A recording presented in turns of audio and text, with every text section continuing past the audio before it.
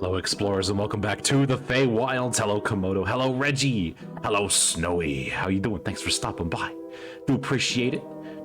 Yeah, I think because the thing is, you have to wait for the animations to hit a cycle end.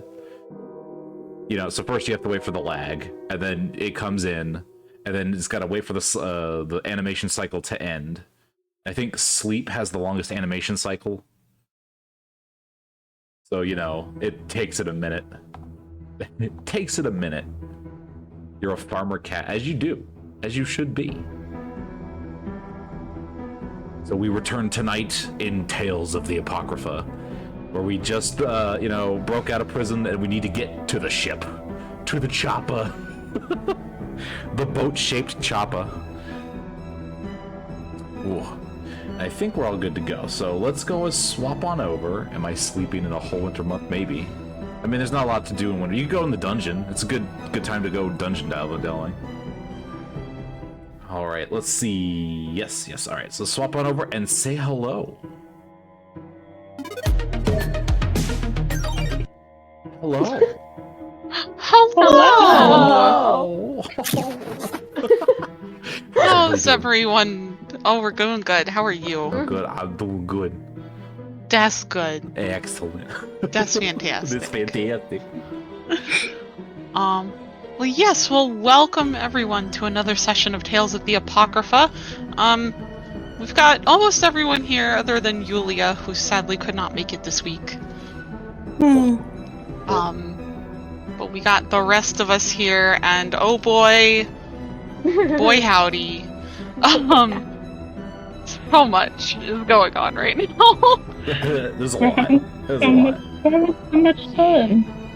So I think to try and recap some of what happened last week, Narshellus, Resh, Runarian, Yulia, and Taffy found themselves all locked up in prison for various reasons. Along with Faldvin Curaniel, the man they were coming to save, as well as Vrek the Goblin, a new companion of theirs who seems to have been thrown in just for the sheer fact of being a goblin. And in the cell adjacent to them, locked up with Yulia and Taffy, happens to be Sturkin and Gwen, two of the men very responsible for a lot of the bad things happening to the party over the course of the last few months.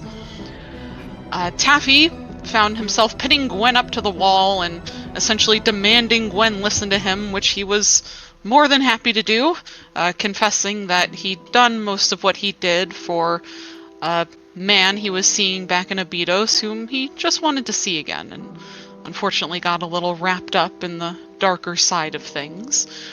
Sturkin, meanwhile, seemed to try and double down as he, tried to claim that he cared very little for what he'd done to the party, and Yulia took it upon herself to sing a song, a haunting melody, as she cast her spell, Phantasmal... Oh god, what was it? Phantasmal Force. Causing him to see horrible things as his screams filled the dungeon below the castle. Causing Runarian and Narshellus both to relive past traumas until Narshellus finally snapped loud enough to get Yulia to stop. And after calming down and coming up with a plan, the group managed to drag the guards' attention over as Narshellus and Vrek proceeded to pretend to beat up Faldvin, and managed to escape with Gwen and Sturkin both in tow. And upon making their way out of the dungeon, thanks to Narshellus charming one of the guards, they sent him back down at Faldvin's request to rescue the militia that's been trapped down there, those who were loyal to him and not so loyal to the new king. Meanwhile, across the city, Arca and Riven had a good conversation with Robert, sort of getting an idea of the chaos and upheaval that's been going through Valgard and sort of rippling through the rest of Leyrid. They have, of course, Nialkish with them, the princess, as well as Kavi, Arka's younger brother, whom revealed to Arka that he traveled here from the Karst because their youngest sister was in danger, having been held captive by the Garuda, the Aarakocra's god, high up in the Karst. For now, however, Arka knows that he must help his friends get out of jail and try to find the rest of the party, as they still have no idea what has befallen Yulia, Taffy, and Yavari. Or Runarian, for that matter. So that's about where we're going to pick up, is across the city near the western gate. Arka, Riven, Kavi, and Nyalkish are making their way through the city. Bustling with activity, there are people lining the streets, going about their day-to-day business, but there's tension in the air. Tension due to the rising fear of seeing Leyrid's military might gathering just beyond their walls, as well as anticipation and perhaps a slight spark of, how do you describe it? Perhaps excitement, as with the upcoming coronation of Duke Gabroth, they knew very well that people from all across Edivol would soon be coming to Valgard's port, bringing with them trade and new opportunities for the people here in Leyrid.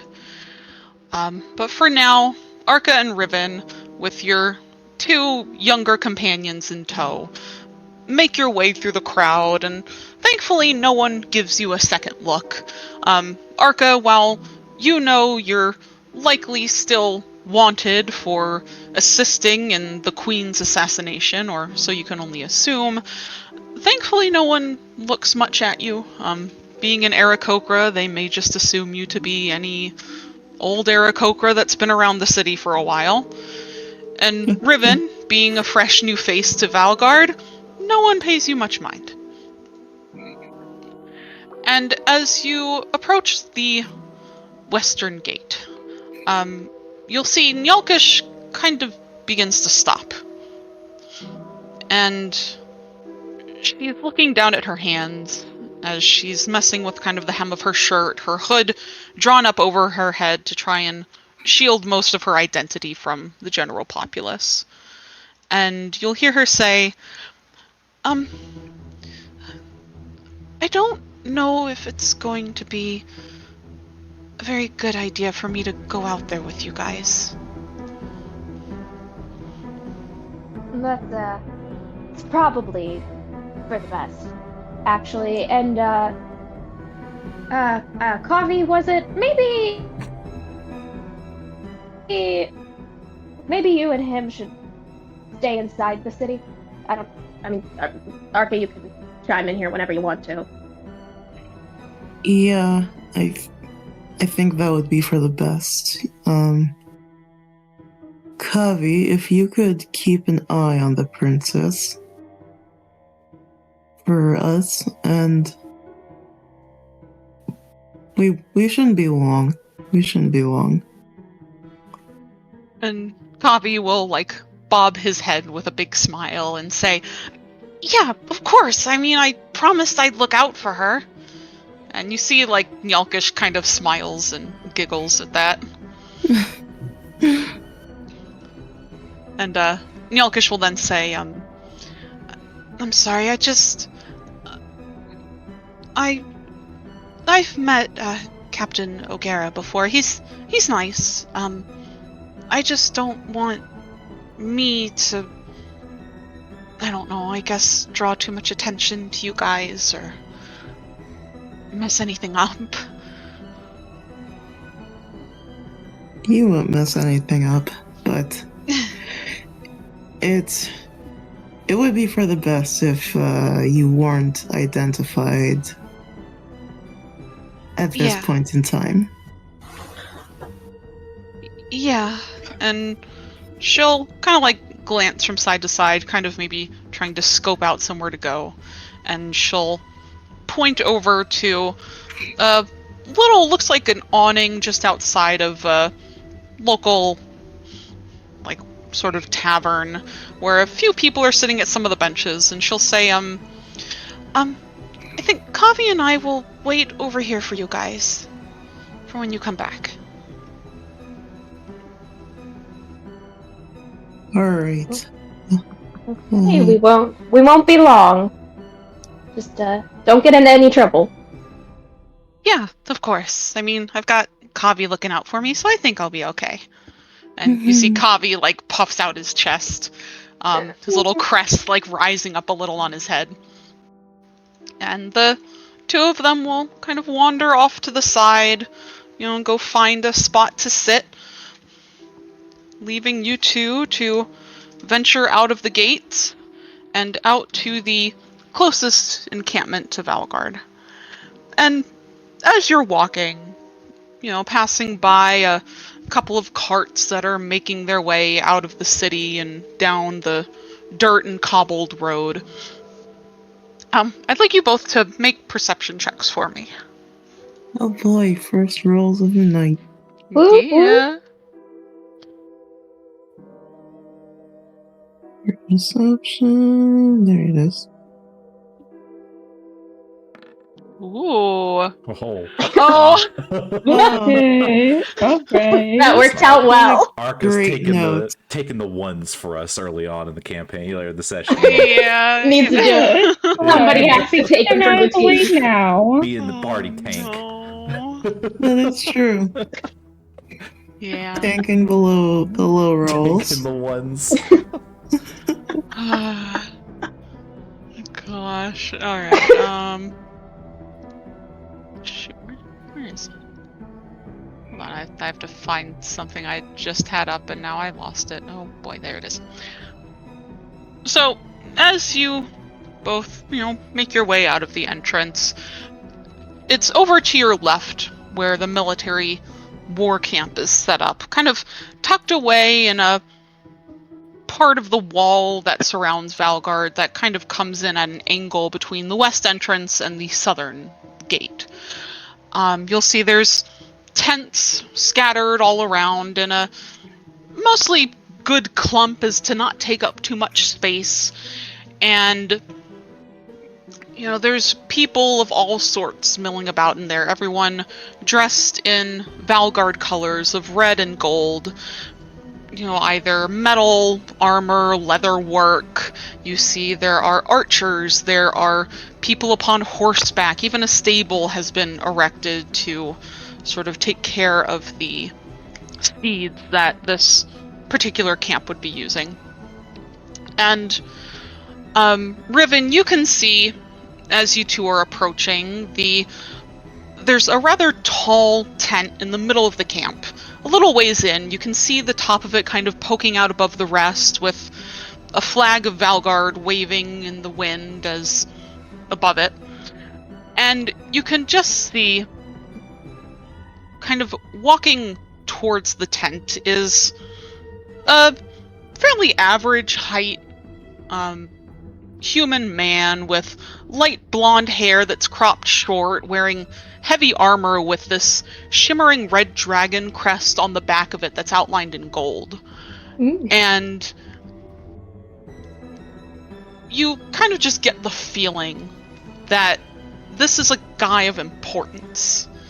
As, kind of looking around at the rest of the militia, no one seems to have quite so nice armor as he does. And Arca, as you're walking by, you don't happen to notice this much. You do notice instead, however, that there's this orange butterfly that's suddenly beginning to flutter in front of you both. My boy. The lad. Me too, Arca. You've become completely distracted by this, and you watch it as it just seems to hover in front of you specifically, fluttering its wings rapidly. And you lift a claw to kind of swipe at it, and it just dodges out of the way. And just roll a d20 for me, Arca. Oh my Oh, boy. goodness. Just like I'll show you, Gonna and just actually- eat the butterfly. I Eat believe it. you, Arca. Oh no! Oh boy. Oh, Oh boy. Oh boy. That's a decent roll.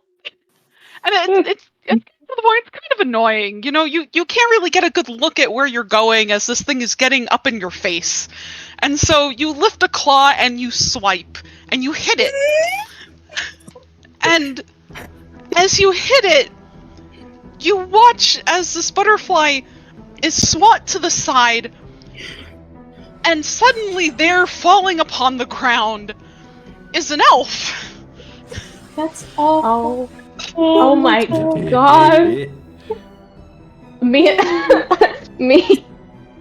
Meanwhile, Riven's just sort of like staring in the direction of the camp, not paying attention to this butterfly or elf at all. Just like, oh, Arca, my feathered friend, I think I've spotted the man that we need to see. I think I. It was a butterfly, or and Ark is like completely sidelined by this. He's forgotten the mission. He's forgotten everything. So he peers down to look at the elephant. Does he recognize like is like? Yeah, so Okay. you look down at him, and you'll see he's like got a hand to his head, and it's like, Goats, you know, I knew I had to do it, but that hurt. And you'll recognize him immediately as Runarian as he like pushes himself up into a sitting position. And at this point, Riven, as you hear someone else's voice, you look over, and you don't know where the hell this elf just came from. There's not just an elf here on the ground. I just like look at the elf, look at Arca. What? Okay, if I didn't know this is how polymorph works, I'd be like freaking out right now. And Arca is just kind of like, meets one of my friends, Riven.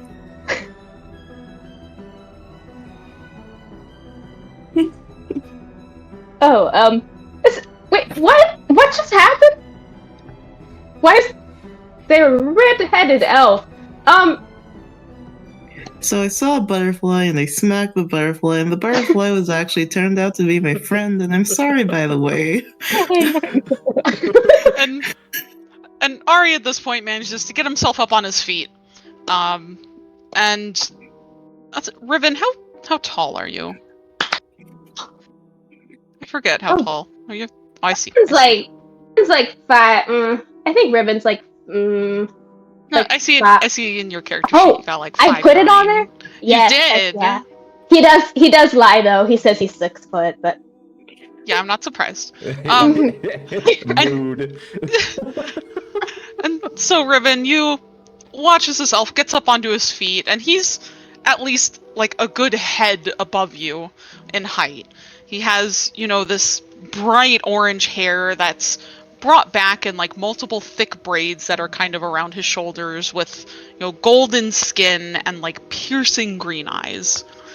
And, you know, as he's introduced to you and he looks over at you, he'll look at Arca, and Ari will say, is this a new friend of yours, Arca? And don't worry, it's fine. I don't know how long I had left on polymorph, so I thought just getting out of it would be easier, but ow. Yeah, sorry. It's okay, it's fine. But yes, this is a new friend. Their name is Captain Riven. Well, it's a pleasure to meet you, Captain. I'm Renarian, or you can just call me Ari, is fine. And, Riven, roll a history check for me. Oh. Okay.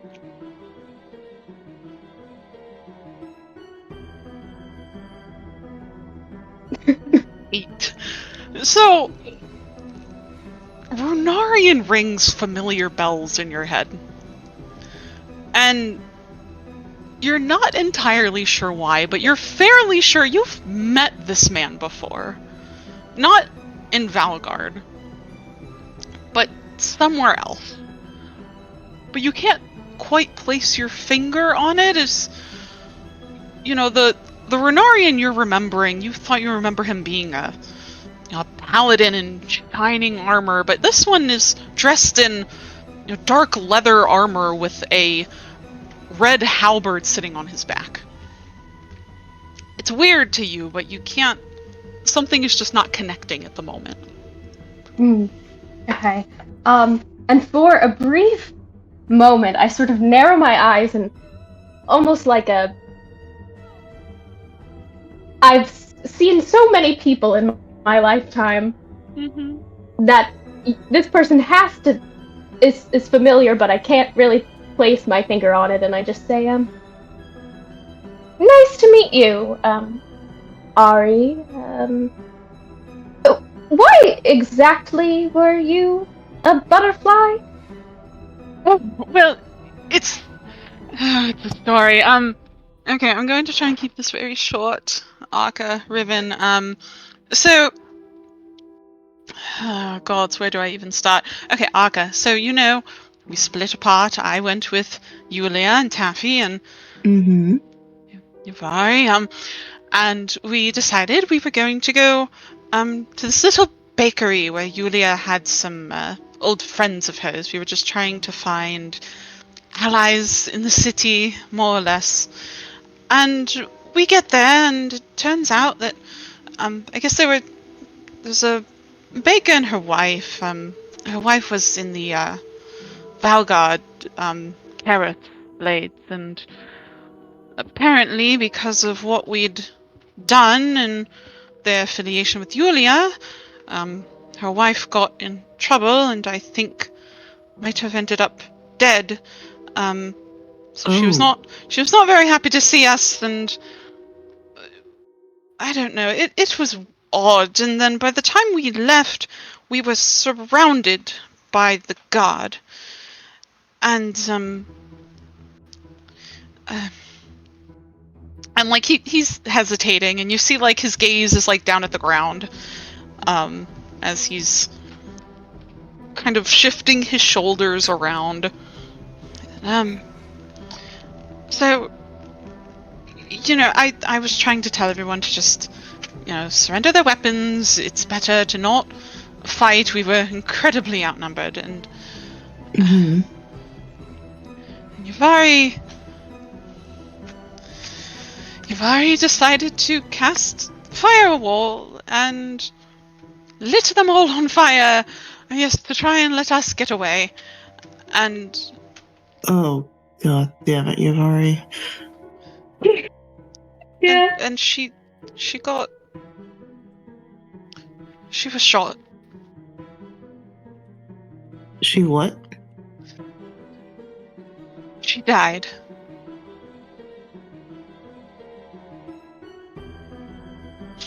What do you mean? She... There were archers on the roof, and I guess they had like poisoned arrows because I tried to heal her, but it wasn't working. Oh no. She's gone. Yavari, you fool.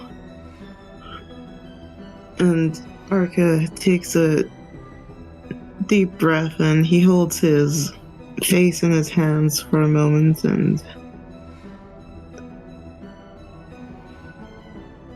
he's clearly shaken by this news. And then, how's Riven feeling? I mean, you don't know Yabari, you don't know who they're getting upset about, but how's he feeling at the moment?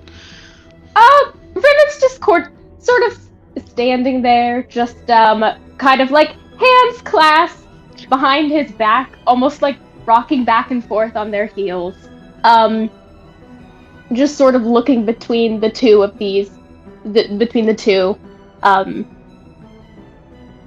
just sort of doesn't really know what to say or if saying anything would be appropriate. So they're just sort of like looking at a spot on the ground.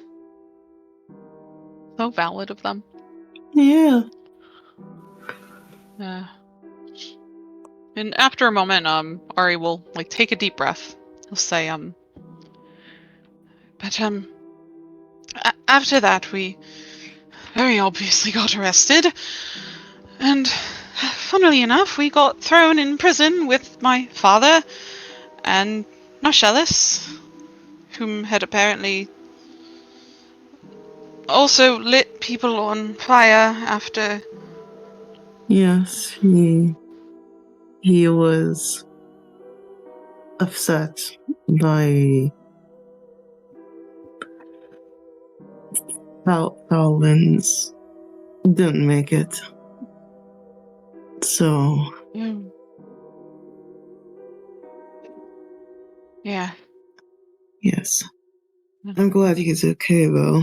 At least, well, not okay, obviously, but He's alive. And Resh was in there too, but to explain why I'm polymorphed, Nashelis polymorphed me to get out to find you, and I guess whoever else, and he'll kind of look around, realizing that you, Arca, you're alone, and he'll say, "Where's Nia?" Nia's nearby. She's okay, don't worry. Alright. I unfortunately lost track of Aoife on the way, but No, it's fine. But yes, so they're all in prison at the moment, though. From what I heard, they were formulating a plan to get out, so hopefully that's going okay. So yes, here I am. What are you two doing out here? At the mention of prison, like Revan sort of like their interest is piqued, and they look up from where they've kind of been absent-mindedly gazing and say, you said you were in prison. Did there happen to be a little goblin in there about yay high? And like he kind of stoops to kind of do about the height of Wreck, like big ears, kind of annoying. Wow. And Ari will kind of think about it for a moment, and he'll say, actually, yes, there was a goblin in our cell. What was his name? Started with a V. Wreck. Yes. Actually, I think he mentioned having a companion out here in the city. Oh yeah, I bet he did. Got himself into a little bit of trouble, and I was going to. Well, Arca and I think we're gonna try and get everyone out of prison if we could. We were actually following a lead from Robert. We were meant to talk to Captain. What was his name? Seamus O'Gara.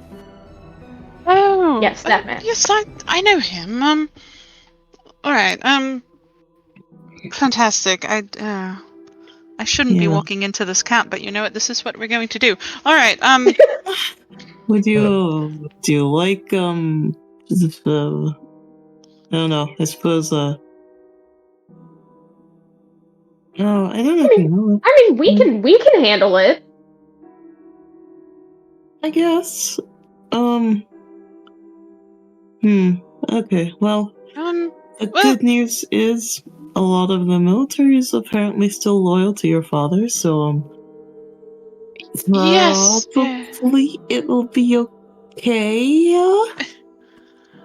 Yes. Yeah, I know. Captain O'Gara used to be pretty. I mean, he was a good man, fairly loyal to my father. And while I was getting out of the prison, there were quite a few people also down there from the military. Oh. I guess I think they were probably arresting most of the people who spoke out. I saw. I don't know if you'll remember her, Arca. I saw Cypher down there. Oh A few other. yes. Yeah, and a few other people, but no, it's fine. I'll go with you. It's fine. I'm sure it'll be fine.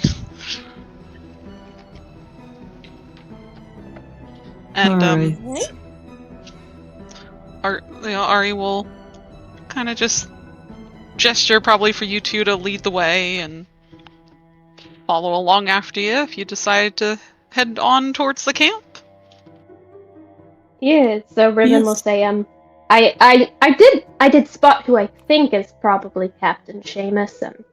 Looks kind of important. He's right over there. So I guess we could I guess we'll go ahead and walk towards this important looking guy.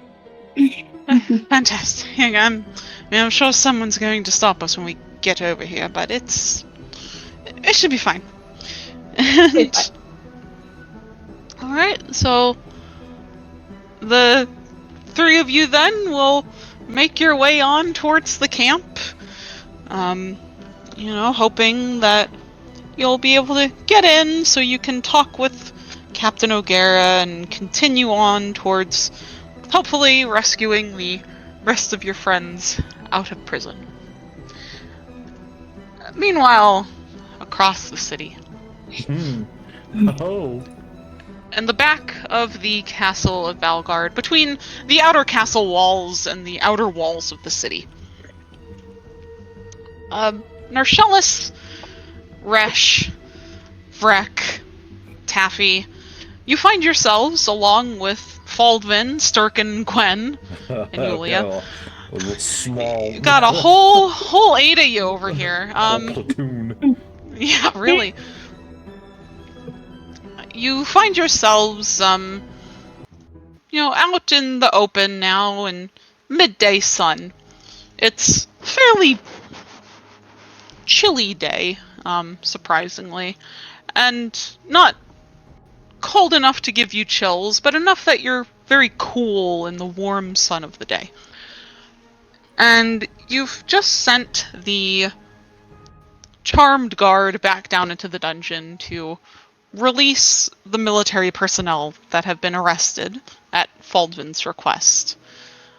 And so now, what would you all like to do? You can either wait here, or you can continue.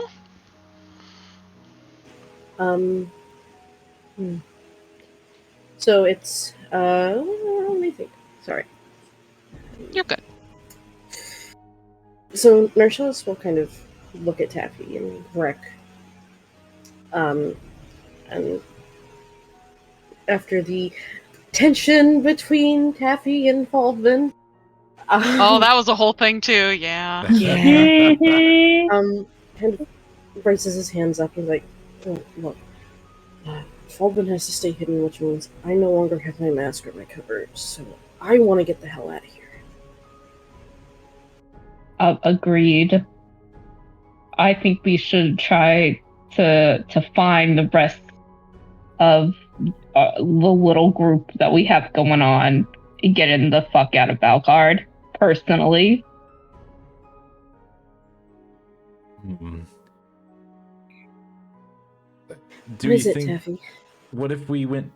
What we could go from the ship and then see if some of us could get the important people up to the ship first, and then the people we were here to save, and then some of us, I don't know, so see if we can sneak back in, reunite with the rest of our party, or maybe find some way to communicate with them. Question.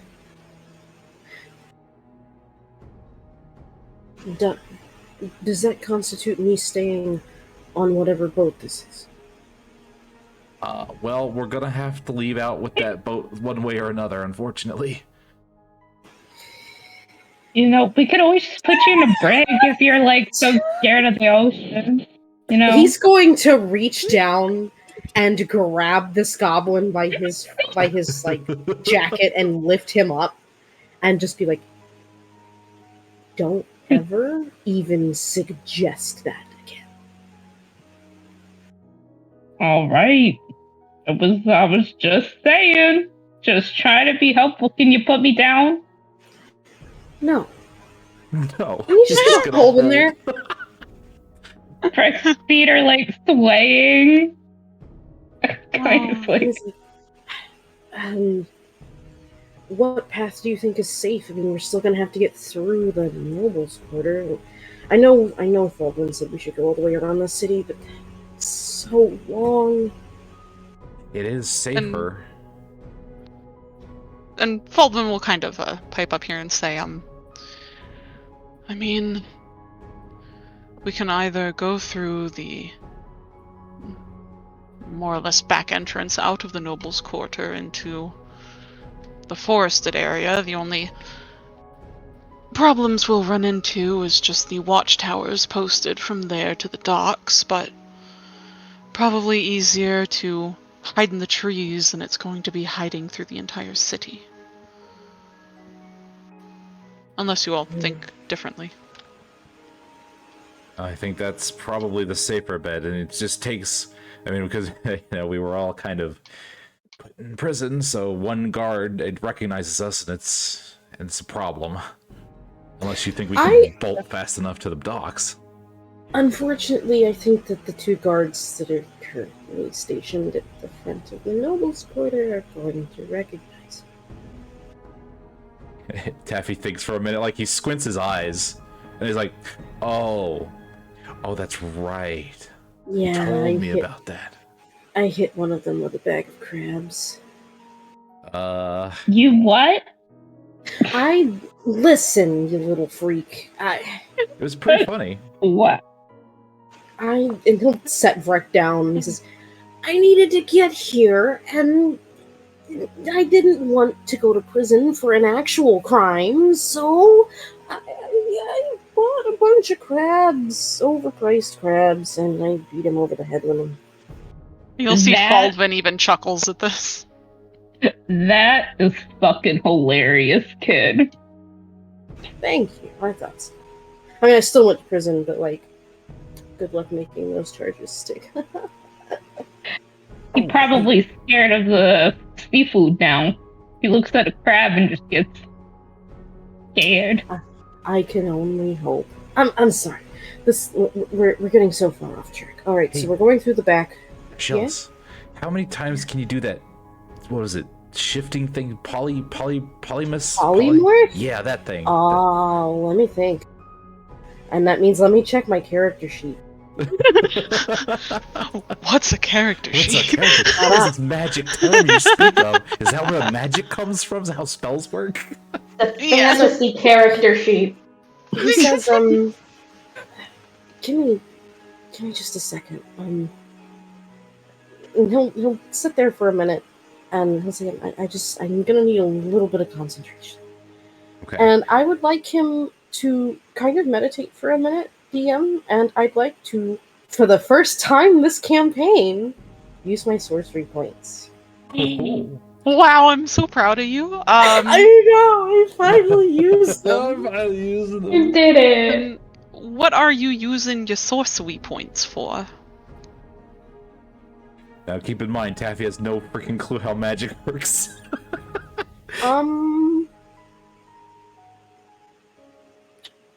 I'd like to use 4 of them to regain polymorph. Okay. That sounds about right. Well, I checked. I got 7 sorcery points, so I should have 3 left. Swizzly. So sweet. Okay. Swizzly. So, Narcellis, you kind of take a moment to like close your eyes and focus. And you take a slow breath in, slow breath out. Getting into this sort of meditative stance, one that was taught to you by the wizard Balar. Wow, as he a taught way me something other than prestidigitation. He did, surprisingly. Oh my god. But something that was taught to you from him as a way to sort of regain some of your spent anima. And you can kind of feel like some of the magic in the air and like the environment around you kind of swirling around you in this almost like a somewhat warm embrace. And after a moment, you feel a lot more refreshed, and like you've just had a sudden like shot of adrenaline kind of put into your system. And yeah, you will regain your spell slot and be able to cast Polymorph again. And at that, he's gonna look at Taffy. He's gonna say, "Okay, now I know you have an idea, but I have an idea too. Oh, okay. What's your idea? Probably really stupid and worse than your idea." Oh boy.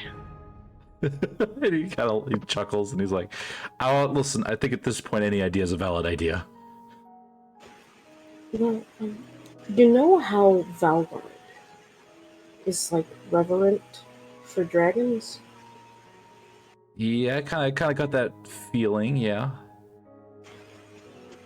Well, and he'll kind of look at Fulton for a moment, and then look at Taffy.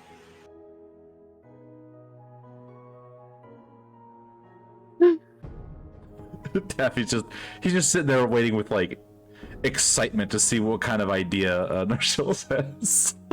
What if I can... I mean, it won't be very big. I think so, right? Actually, DM, Yeah. what is Faldvin's current level? Currently 12.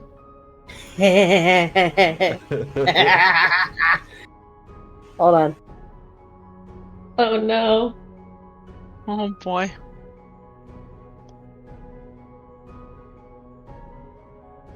I gotta look up some challenge ratings, guys. 1 second. Some challenge ratings. Oh boy.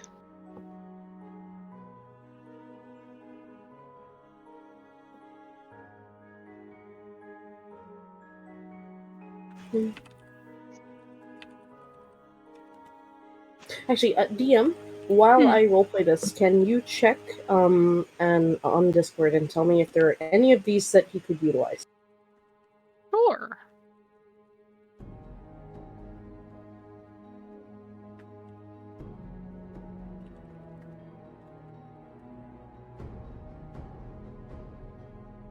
Okay, so he's going to kind of rub his hands together, and he'll be like, "What if I turned him into a dragon?" Taffy kind of thinks like, wow, you could do that? Well, Then what if we could just like fly to the boat? that was way better than my idea. I was gonna say if you could just polymorph all of us into butterflies, then we could all just fly to the port. Oh, I can't cast it that many times. Oh. Why? Oh. I would die. I feel like Oh. having a dragon would be very, not, very inconspicuous. Yeah, but it'll throw Nobody's everyone gonna into a approach us. Yeah, Exactly. I mean, I don't think they saw any ballistae or anything in the way in here, so. No, it's a very poor city. That's true. That's true. Hey, Faldvin, how do you feel about dragons? And Faldvin has been very keen on this conversation as you've been talking back and forth with Oh, Taffy. I bet. And as you ask him this, you see his eyes like light up, and he'll say,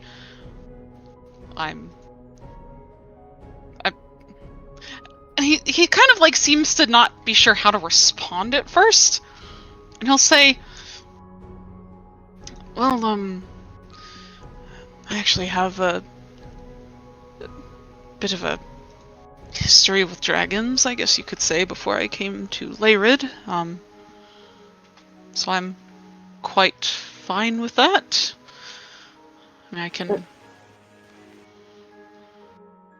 Oh no, I actually... Oh, you did send me one. Hold on. What?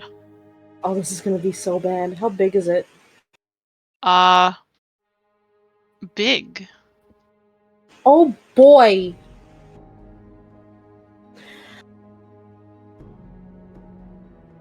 And he'll say, okay, so here's the thing. You're gonna need to describe this to me in great detail, and I will do what I can. That shouldn't be a problem, and he'll kind of like look around at the group and say, so we're going to... So you're polymorphing me into a dragon, and we're going to fly to the port? You can scare some of the nobles if you want to first. At that, he smiles. Alright, sure. And he'll begin to go into incredible detail about red dragons. And, I'll say, Taffy and Narcellis and Vrek, make a history check for me. Oh boy. Oh boy. Mm-hmm. History. You'd think the noble background would save me. Well, it's not about that, but... Ugh. Oh, I know, it's just... I have 0 history for some reason. Oh. Nice. Actually, I might need to check my background for that. Oh, because I changed it to Inheritor, that's why. Never mind. Oh, yeah. Nice. And then Vrek too. A history check. Yeah. Little Vrecky. Vrecky. Ready. 17.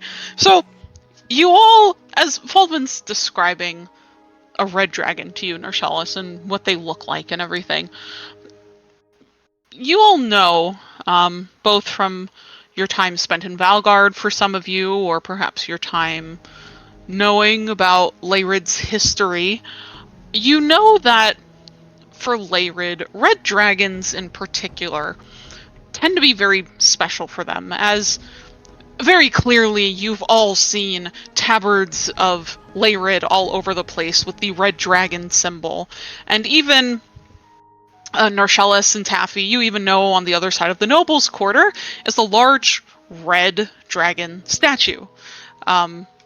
Though that some has always been kind of a mix between people saying it's Bahamut or Yorzir, has been a never-ending argument.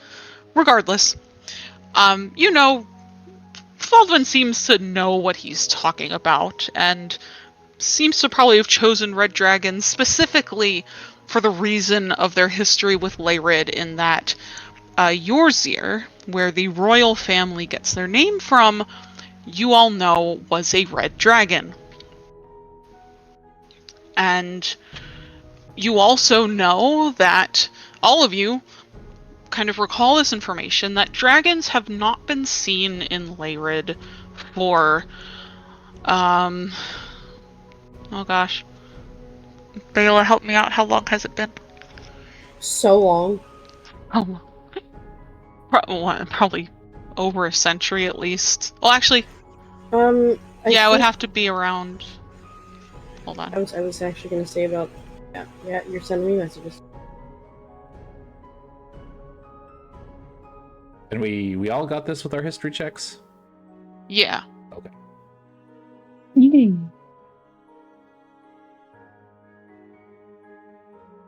Oh, I didn't mean to do that. I meant to do this. There we go. And so, yeah, you all also know that, you know, red dragons, not even red dragons, just dragons in general, have not been seen in Leyrid for probably close to 400 years. So you all know, this is gonna be one hell of a time for the people of this city. And as Faldvin's describing this red dragon to Narcellus, Taffy, what did you like to do? Okay. So as he thinks about it, he's like, dragons are kind of a big deal here. What if we use this opportunity to see if we could stall or maybe even dissuade this whole war effort? Do you think you could go and sweep around and attack some war assets? I'm not talking like the people or anything, or like, maybe, not the soldiers if possible, but maybe like their towers or, their siege engines or some of their armories, that sort of thing. Something that gives off the message that, hey, this war thing needs to not happen. Faldvin, Taffy's point, hold on. What if... Taffy. Yeah.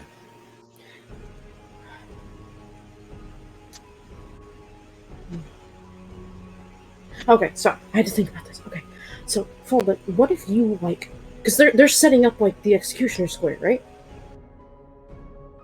Probably they'd have that set up by now, yes. So, do you think that Duke of Roth is out and about? And he thinks about it for a moment. And he says, there's a possibility, he'd either be out there or in the castle, I imagine. What if you climb up on the castle?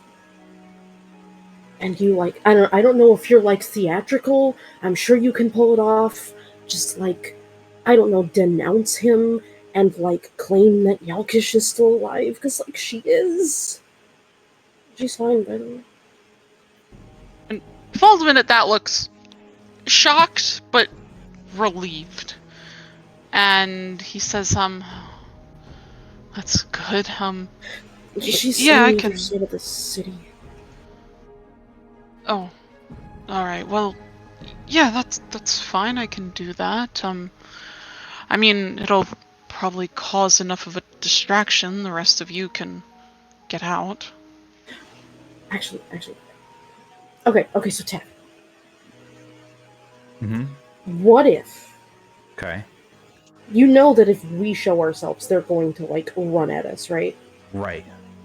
Mm-hmm. So what if you and I go out there to draw in the crowd, and then Faldvin, in full dragon form, crawls up the damn castle and makes this grandiose, claim to, end the war effort and let us go because, I can make him transform in front of everyone. Because they already think that he's innocent and he's great. Okay. My only concern is it's one of those spells you have to think really hard about. What if something happens and you That's true. I can try and stay in between you and danger, but I don't know, that sounds a little risky. I'm down for it though, if you think we can pull it off. I'm gonna have to stay close enough to stay concentrating. For this one, anyway, I've never actually seen a red dragon. Oh. Okay. New plan. What do you think we should do? Who, me? Yes, you. Well, I really would like to see if we can, using red dragon to escape would be great. But if we could also hit some of these military targets, I don't know how. If I could, having the whole dragon back us up thing would be one thing, but I think the message would be loud and clear enough on its own if Dragon Win over here, seriously hit specific military target. Maybe, hey, maybe even that church. I love that idea.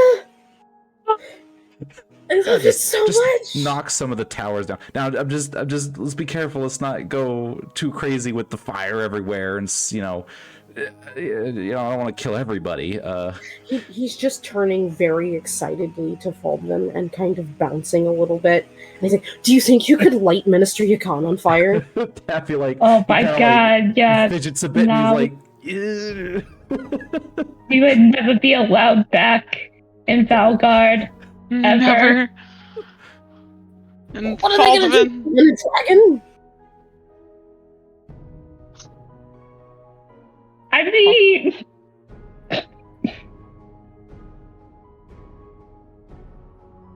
just, you know, not too many innocent people if you can avoid it. like right. couple of buildings, you know? Fulvin will just kind of nod and say, I think I can manage something. Then you think in the chaos we could probably bolt for the docks. You know, throw up some hoods. Exactly.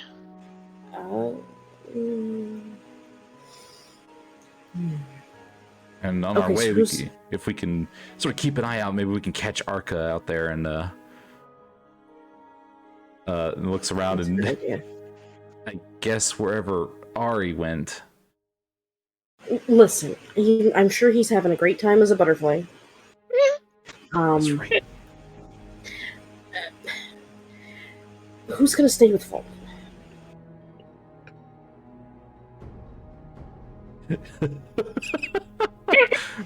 Your silence is palpable. I mean, Taffy fidgets, but he doesn't volunteer. And Breck doesn't even know Fulvin. That's fine. Alright, Fulvin, Resh, how do you feel? don't ask him that question. Taffy kind of Resh! sighs. Resh has been standing very silently, kind of letting you all make this plan, and at that question to him, he'll say, absolutely not. I'm asking you to trust me. I know what you're gonna say. It's not that I don't trust you, it's that I don't trust him. You would be correct. There yes. it is. I can stay with him. Sure. Yeah. And he just kind of looks between the two of you because of the tension that had just happened.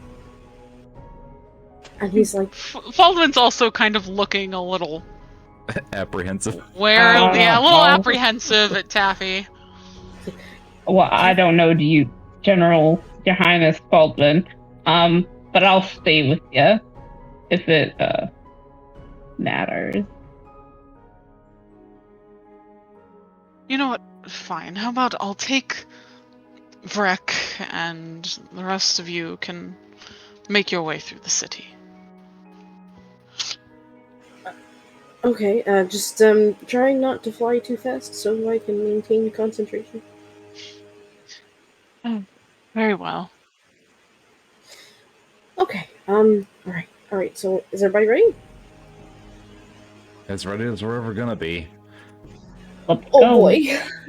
I've never actually gotten to cast something like this before. Okay, Fulvin, I need a big open space and you directly in it.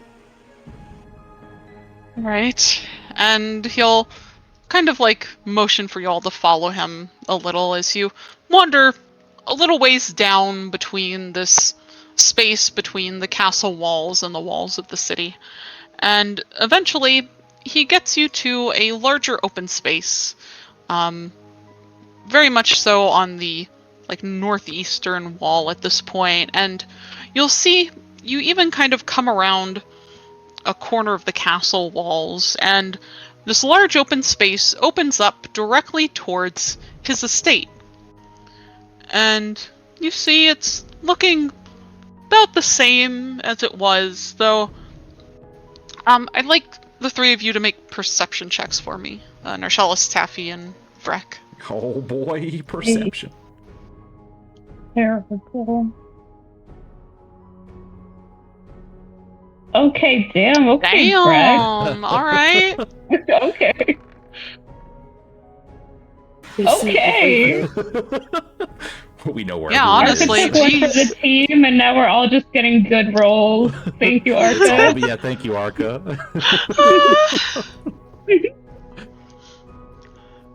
You're So- welcome. So the three of you, as you spot Faldman's estate just beyond this large open patch of grass, you'll see it looks about the same, like Taffy and Arshellus, it looks about the same to you guys as when you had last been here. But all three of you notice that the outside looks very much uncared for and untouched. Narshellus, you can spot that many of the like flowers and the other sort of flora that decorated the outside gardens are looking overgrown and in some places a little wilted. You, Rec, in particular, there's something that almost kind of bothers you about a particular tree that you see in his garden that, you know, most of the leaves on it are green and still looking as fresh as ever. But you notice that some of the lower leaves are turning this sickly yellow color and like curling in on themselves that, you know, you're very used to trees turning colors in the different seasons. That's not uncommon. But the shade of yellow just makes you... it just gives you a weird feeling. But And this is Baldwin's tree? Like, this is yes. where his... Yeah, it's a tree that's in his garden because you can see pretty much directly into it through this open space you guys have come into. Got you. And so yeah, you're now in this large open space then, Narshellus, and Faldwin will kind of go and situate himself in like the middle of it. What's wrong with your going- tree? Faldwin looks over at Rec and gives you an odd look. Sorry. Like, most of it's... don't get me wrong, it's a beautiful tree. Most of it's green. But what's up with the sickly yellow leaves that are hanging on the ends there? And Faldwin will look over at the one that you point out, and he just kind of gives this small shrug of his shoulders, and he says,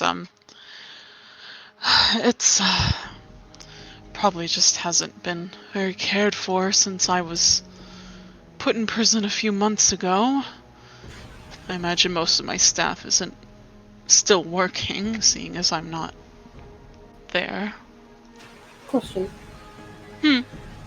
Can Rochelle's cast Attack and Protect Magic on the tree? Sure. He'll go up to it and kind of like hover his hands over some of the yellower leaves for a minute. Can he feel anything? Make a Constitution check for me. I don't like it! I don't like it.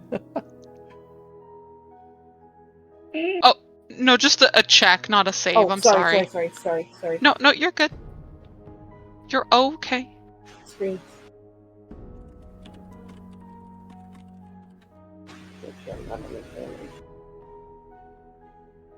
Oh, No. it's fine. I'm ready. No, I'm ready. So you cast Detect Magic as you go up to examine this tree, and you remember, Narshellus, that this was probably, like, one of Faldvin's favorites. You're not sure you quite remember what kind of tree it was, but you see that there's parts of it as you get close. There's, like, tiny flowers that are starting to bloom on some of the higher branches. And you see the patch of it that Vrek had pointed out, and as you get close, you even see the bark in certain spots looks darker. And as you cast Detect Magic to kind of examine this tree before you, you suddenly get this feeling of nausea take over. That you thankfully keep it down, but it doesn't feel great. And you can't help but suddenly think back, which feels like lifetimes ago, to when It does. you and your party had gone to the Godswood, and you're getting that same kind of feeling where it thankfully is not causing you to throw up this time, but you are feeling very unwell. So, Nurse also kind of wrapped his arm suddenly around his stomach. I imagine his face probably looks a little wan. And he'll turn back towards the rest of them and say, "Oh, no, there's actually something really wrong with the tree." Baldwin's just giving him an odd look and says, "What's wrong with it? Are you okay?" Oh, there's something wrong with the animal. Do you... He'll look back towards Taffy and say, "Do you remember when we went to the Godspeed?" Oh, yeah, I remember that. You didn't hold up so well. Oh, no. And he'll like reach up and grab his forehead and he's like, "Oh, it's the same sickness those trees Wait, here? have." Uh-huh. Taffy looks a little Come concerned. here. Taffy, come here. Come here, lick the Taffy tree. apprehensively gets a little closer to the, to the tree. He's like, I do it. I don't know if we should. Oh, man. Well, you can't cast detect magic. I gotta get you to do it some other time. He kind of waddles on over, and he's like, "Are you sure we should be messing with this right now?" Look, the goblin brought it up. I wanted to check. It does look really weird. I used to live here, man. Okay, all right. What do you want me to do with this tree? He'll just reach out and carefully lower one of the branches with the yellow trees towards Taffy.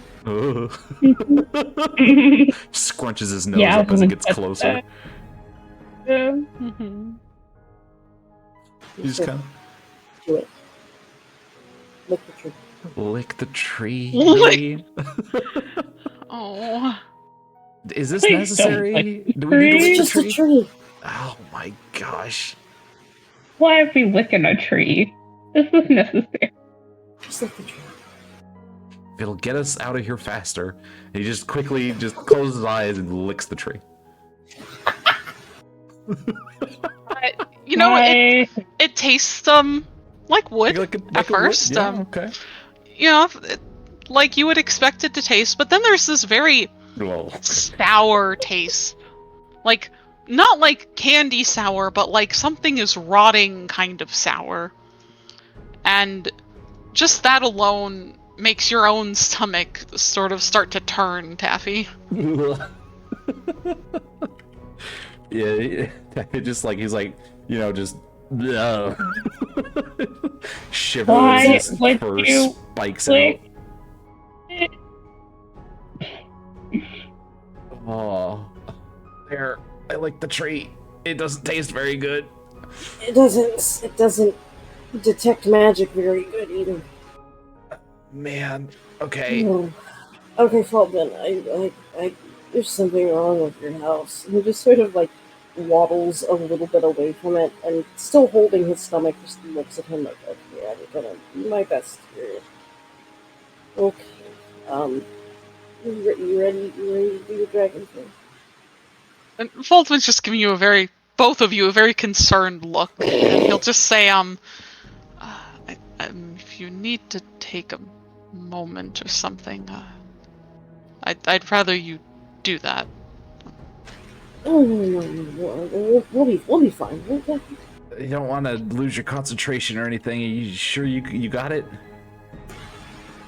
I don't want to have to sit here for another 5 hours and get caught. Oh man. Wait, do I happen to have? Oh. What you got? We got all of our stuff back, right? Yeah, that guy brought us all our stuff Yes. back in that box. He Right? sure did. Pats himself down, and he pulls out a vial.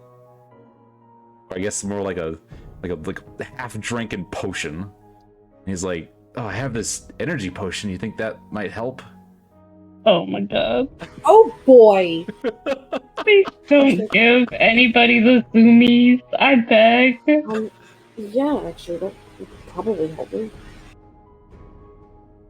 This, if you, yeah, I still have some left from when we were down in Mithranve.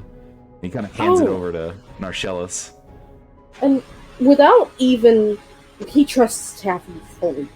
Oh boy. And without considering what it is, or asking how much you should bring, Is it? he just knocks it back. The Oh my whole God. thing. You drink this potion, and you know it kind of takes a moment. At first, you don't feel anything, and for a moment, it kind of almost makes your nausea a little worse. But after that few moments, Why are you laughing? Oh no. I just saw the gift. Oh. I'm sorry. You good? I'm good, I'm fine. Shit. Oh, okay, that got me.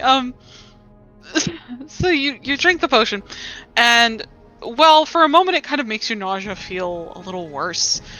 It soon passes. And the next thing you know, Narcellus, you feel amazing. You are so full of energy, like you could go and run all of Valgard in like 5 minutes flat. Oh my god. Your nausea is gone.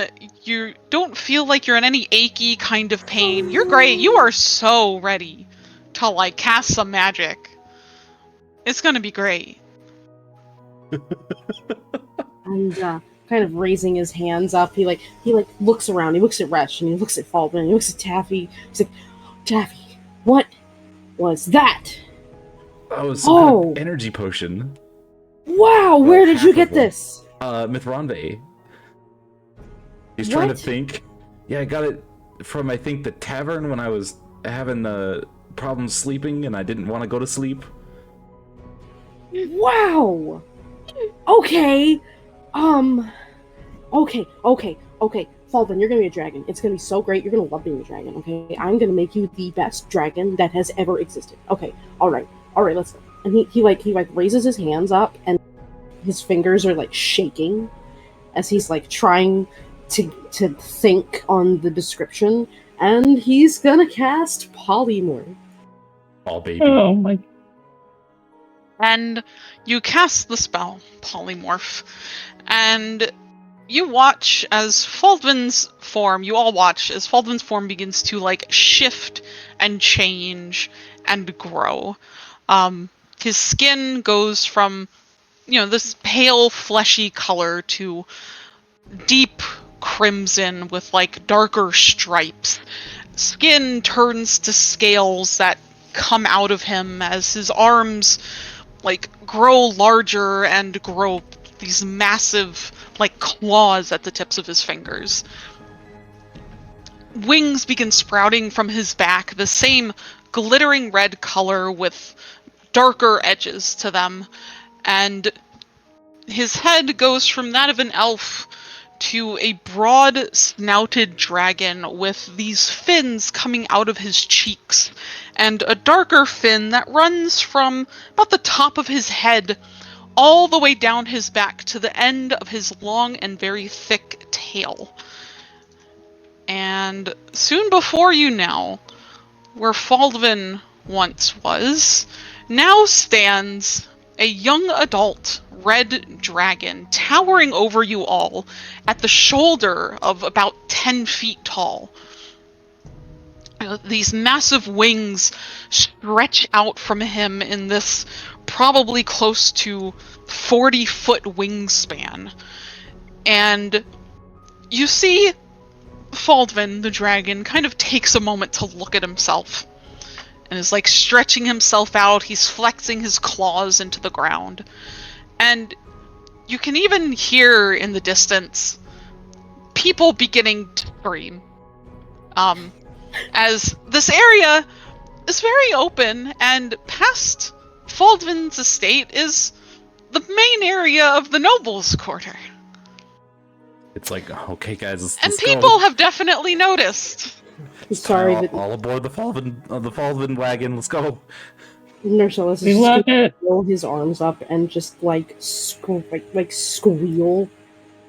with excitement. That is pretty impressive. Like, dang, man, that's way cooler than being a spider. I'm such a good sorcerer. Yeah, kid, that's really impressive. I knew I could cast more than prestidigitation. This is so cool. Yep, as you guys Taffy's hearing the screams, he's like, and it can be really cool as we make our daring escape. All right, and so he'll sort of try to help Narcellus and Resh if he needs it to kind of get on the dragon. Narcellus is gonna turn towards Taffy and hold up a hand. He's gonna say, "Consent first." Oh, apologies. Would you like to be helped up on the dragon that you just created? Faldvin, can I get on top of you? And you see Faldvin kind of regards you both with like a slight tilt of his head. And then you'll hear this voice kind of rumble out of him as he'll say, yes, that is fine. Alright, yeah, let's get on the dragon! And he'll even go ahead and he folds his wings back in and lowers himself down onto his stomach to allow you all to climb up onto his back. And as you're going, you realize suddenly that Starkin isn't here. There he goes. He seems to have run off at some point during the conversation and commotion. Where's Gwen? No, Gwen is still here. Oh, okay. Yes. Okay. Yeah, Gwen is still here. We're going to go. Yeah. Taffy would have been mad. Yeah. Gwen ran Yeah. off. No, Gwen is here, and the 6 of you then climb up onto Faldvin's back. Rex struggles a little to get on top of there, being so short. Actually, Taffy would probably be the last one on to make sure that everyone else got on first. Helping everyone else up. Give Rex a boost. Narcellus is going to hold on to Vrek the way that a child squeezes a stuffed animal. Oh my god. Rex is like, I'm resigned to my fate. And I would rather not fall off this dragon, so you know what? We're gonna do what we gotta do. Okay. It's like I am a 26-year-old man being held by like a teddy bear. It's fine. And I'm assuming that, so if he's holding Vrek, then Resh is probably behind Narcellus. And then Taffy? Okay. When Taffy sort of gets, Gwen up there, Right, he looks around and notices Sturkin's nowhere to be found. To which Taffy just lets out a grumbly sigh, but it's a little too late to do anything about that now, so he then gets himself up on top of the dragon.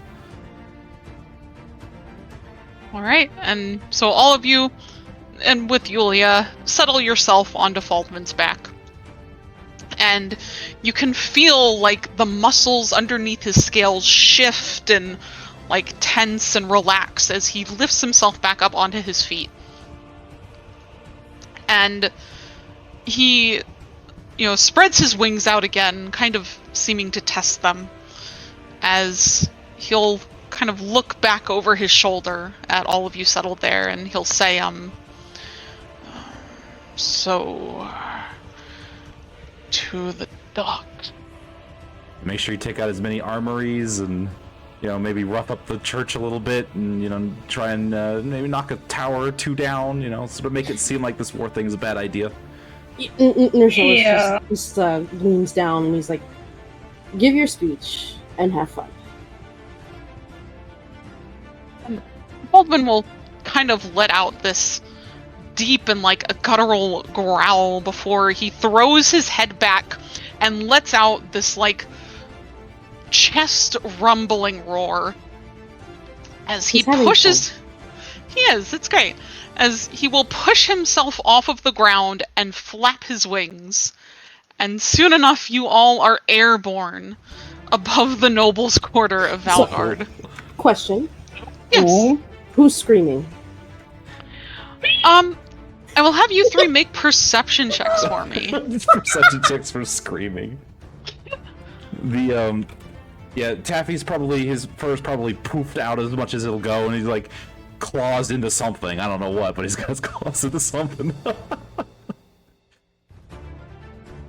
Jesus, the net 20s tonight.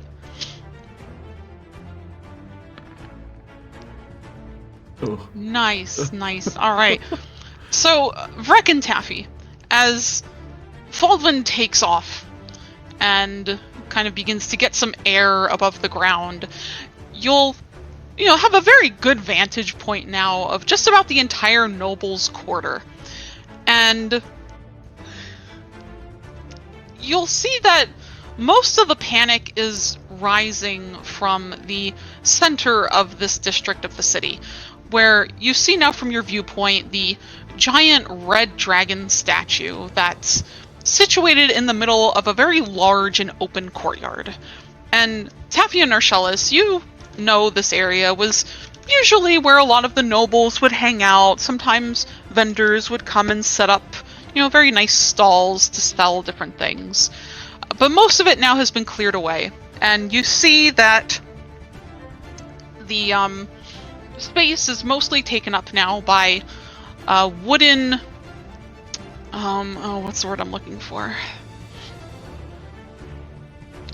By like a wooden structure, almost like a stage. And you can even tell, Narcellis, you especially know this to be the executioner's sort of spot that they are setting up for the upcoming coronation. Oh boy. And, Vrek and Taffy, for the most part, you just see just a lot of people running about, pointing towards you and screaming. And you see movement along the top of the outer walls of Valgard. And you see that the military is beginning to take action, as archers and crossbowmen are kind of looking warily up at the sudden dragon, unsure of whether to attack or not. I guess waiting to see if he'll be aggressive first. Narcellis, you notice, in particular, that over in the Executioner's Square, you see a large tent has been erected, waving the banners of Leyrid and of the royal family.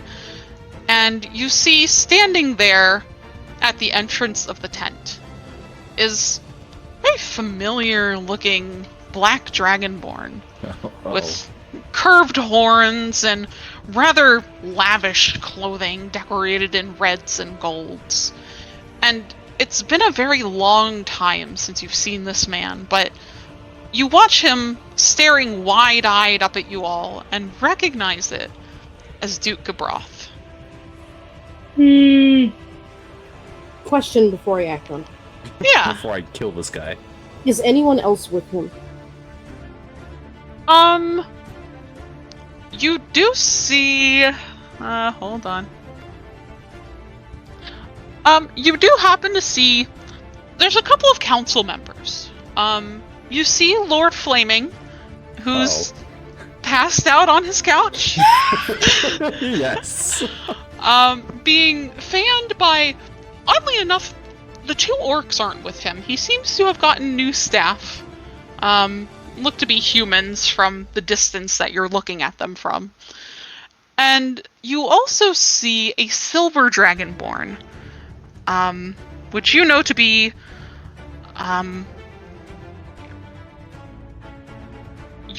Lord Recethus, whom... Oh, this big. Yeah, whom you haven't had many interactions with, but know him to not be all that great of a guy from what you've heard tales of from Faldvin and Renarian. And then along with that, with the few military personnel who were hanging out, you see a woman.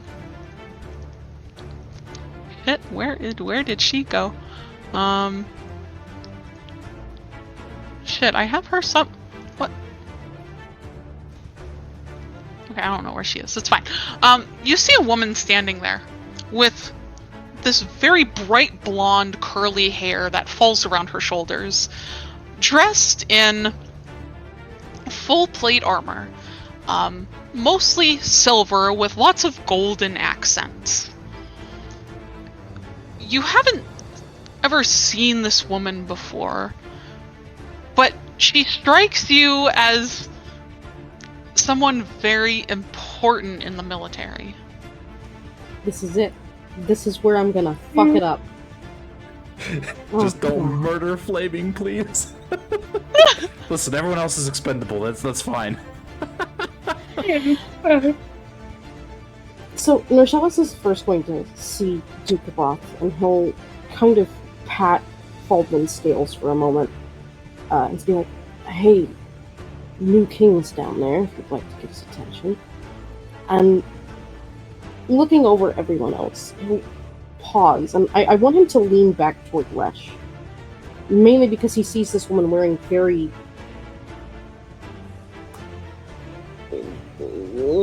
flamboyant armor, I suppose, very important looking armor. And he's seen other people wear important looking armor in Valgard. And he's going to ask,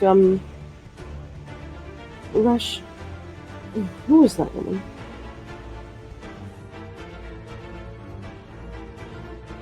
And, he'll look down towards her, and Faldvin will also kind of look in the direction you pointed, Norsalis, and kind of begins to make his way over.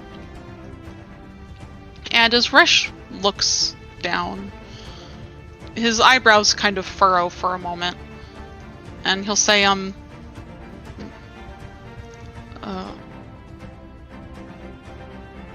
believe that's Colonel Regath.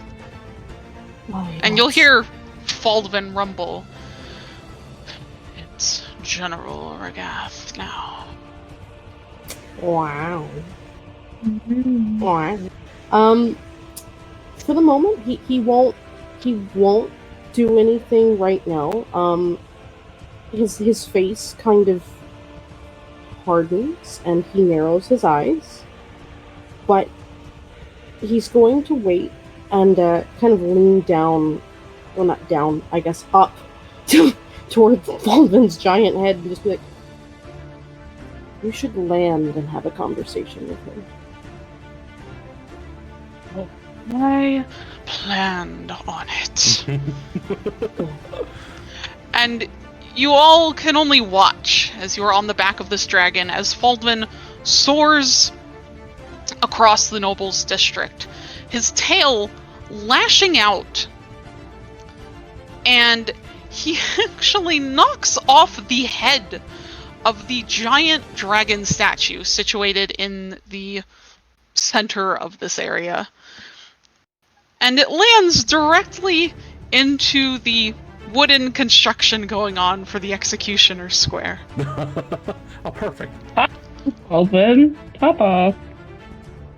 And he'll soon land, clinging to the remains of the statue as his wings spread out almost as far as it does, and gives another mighty roar from his chest to draw the attention to himself.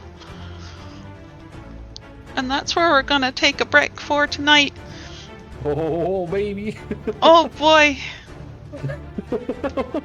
Oh, that's a cliffhanger right there. All right, we'll be right back in just a Yeah, bit. we'll be back in a bit. Go get food, drink, do whatever, and we'll see you guys soon. Time to go get Arca and Riven. Oh Yeah. boy. All right, Yeah. we'll see you guys in a bit. Okay. DM, can you come here? I will. Well then. Dude, like, Baldgon Dragon Man, just people's elbow on top. It's like, ah, I see you're the general now, not anymore.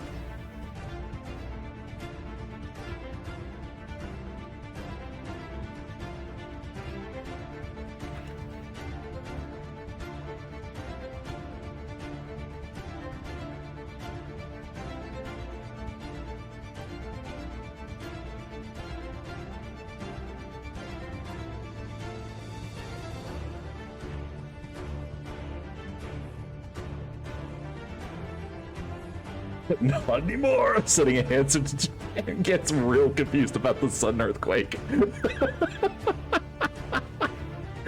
just people on the other side of the world is just like, oh, you hear that? You feel that rumble? I'd make a joke. I realize I don't have any wrestling move names. It's just like what is like the, I don't know. It's like the suplex, people's elbow. I don't. Those are the only two I really know. Man, that'd be funny.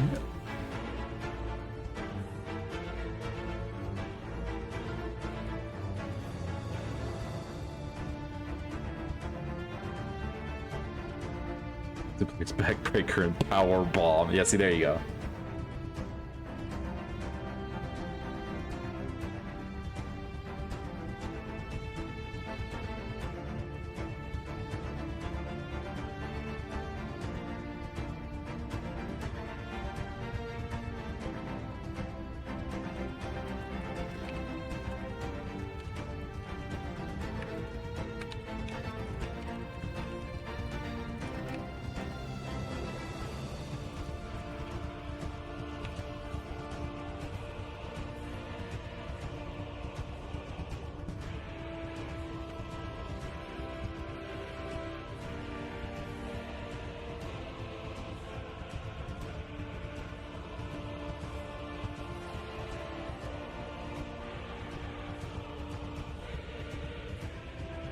Dragon Tombstone, a human general. That sounds poison mist at the thing. So I guess this is the breath weapon. Oh, there you go. Grab him, fly up, hold his head, and clawfly straight up, smash him head first into the ground. Just scoop them all up, except for Flaming. I think because Noble Flaming. I think that's Alex's character. He's passed out. It's fine.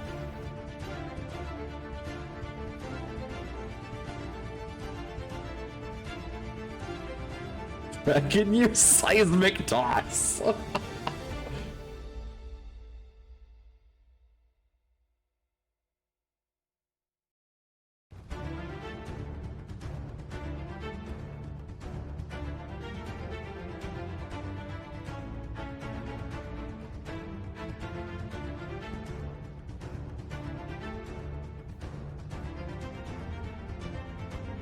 Can we watch Dragon Tombstone, a human general? Control the stream's content. Thanks, Kitsari. You're a real help. You're absolutely just so helpful, Kitsari.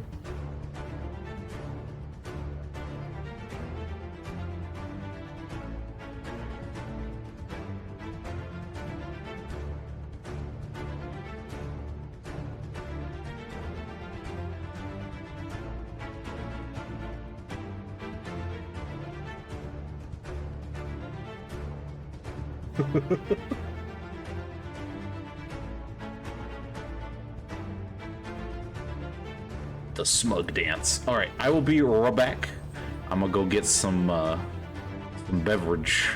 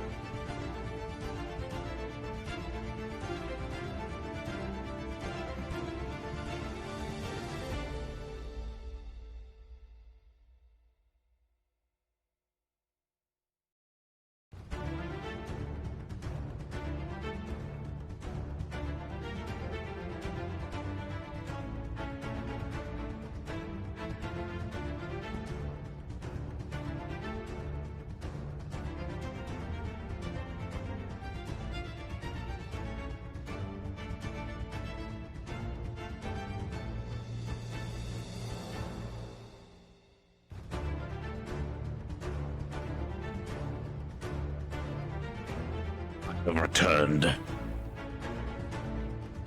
I hath returned. Let's see here. Man. We might actually leave Valgard for good tonight.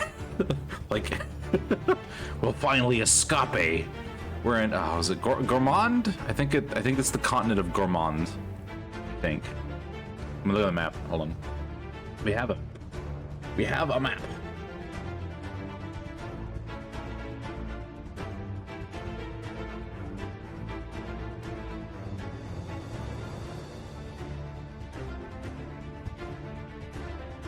Seed juice.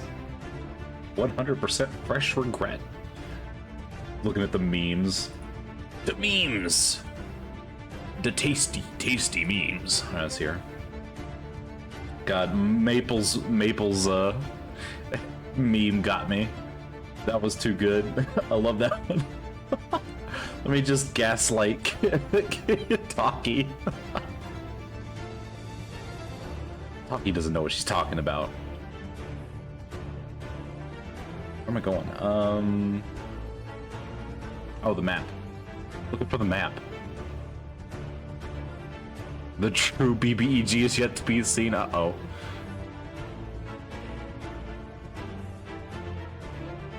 I think there's just a smorgasbord. There's a smorgasbord of BBEGs. We all have our own personal BBEGs. Simply refute all our arguments with facts and logic. Exactly. I have refuted all of her arguments with facts and logic. I have defeated Taki with facts and logic. Where is... oh, the map. Keep this up. I'm going for the map, and then I never do. World info. What is this continent's name? Yeah, Gar... no, it's Larid? Is it Larid? It's the whole continent. I think Larid's the northern continent. Like Iceland, I think. And Garagar is the continent we're on. I don't know if they split it in half or not. No, like there's like a North and South America. I can't remember if Larid is like the northern part of the continent, and Garagar is the southern part of the continent.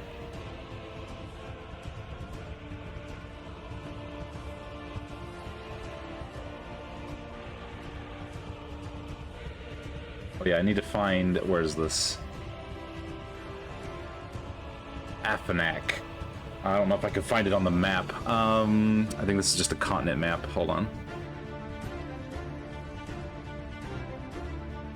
And in browser.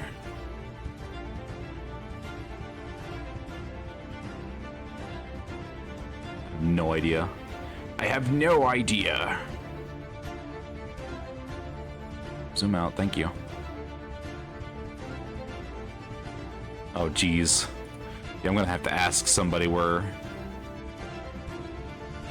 Anorak is. I mean, in what I've seen, there have been conflict, but not this big bad. Oh. We do! Which you can... The command should be in there. What is it? World info? Yeah. I don't know if, Anorak is in here yet. Locations.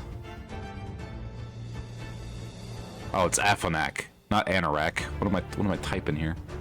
Let me fix my notes. Oh, no, it's Afanak. I'm probably saying it wrong.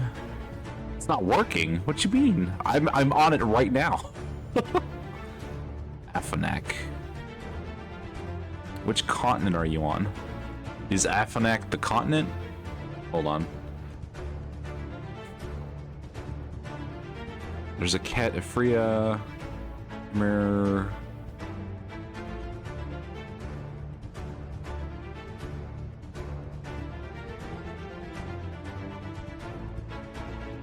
Probably says, hold on, let me read it. Recent history. I don't care about your history. I mean, I'm going to care about your history. But right now, I just want to know what continent you're on. Arcane Eye. Oh boy, the Weavers. Man, the Weavers look like a great place to be. Oh man, I love the Weavers. Famous school. Oh, it's an Aket. Aha. The Abydos Wizarding School of Abjuration. I like the idea of, like, on breaks, we just kind of dig through the lore.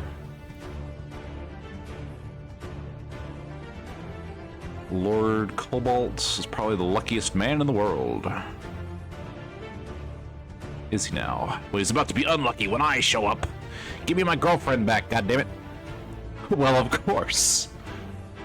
Where the heck is Afanak? The Weavers, oh my gosh. I zoomed in and now I'm lost. There's the Thunder Plain. There's Abydos. The Tabaxi Oasis. Bright Rock. Sutaket's Spire. Heliopolis. Comet. Where the heck is Afanak? There's Bloodstone. The Tabaxi Caravan. A bunch of other stuff. Goblinton. I love the goblin town called Goblinton.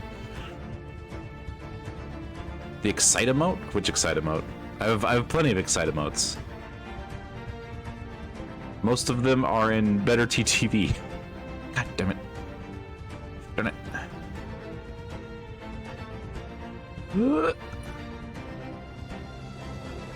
The river, the lighthouse, Serpent's Cove. The Empire. Ah, the Empire. There's the town of Empire. There's Fortuna. Cape Fear. Oh man, Cape Fear. Lake Kalu. Lake Kalu. Oh man, there's Darren, there's destroyed Devil Swamp. Kalu, that's like the Canadian children's show. The Empire Strikes Back. That'd be funny. I can't wait to make that pun. You're like, oh heck yeah, bring it on. The Blackened Mansion. My god. Is that mansion the size of like a city? The Lost Bayous. There we go. On Mars. There's Roseton. Oh boy, I can't wait to go to Roseton. Hapajut's Value, Dogma, Afanak. Where the heck are you? I need a search function. I need a Google Maps, but with our map is what I need. I want to type in Afanak. I think I'm on the wrong continent, is what I think I'm on. Afanak feels like... Tortful Bay. Slitherbog.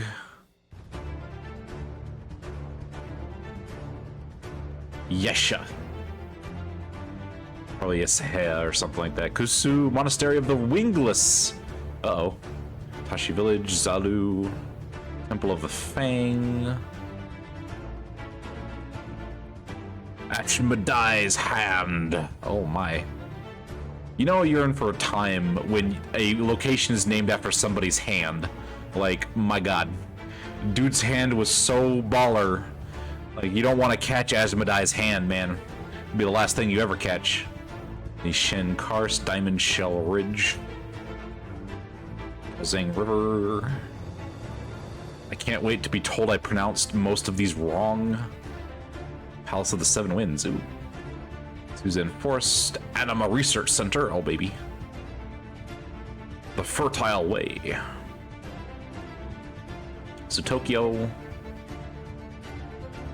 Zenbei, Fanzhou. I like how the place is just called the Anima Research Center. It's in the middle of a forest too, the Suzanne Forest. There's Wu. Hidden village of Jinshi. Right next to this very elaborate tree.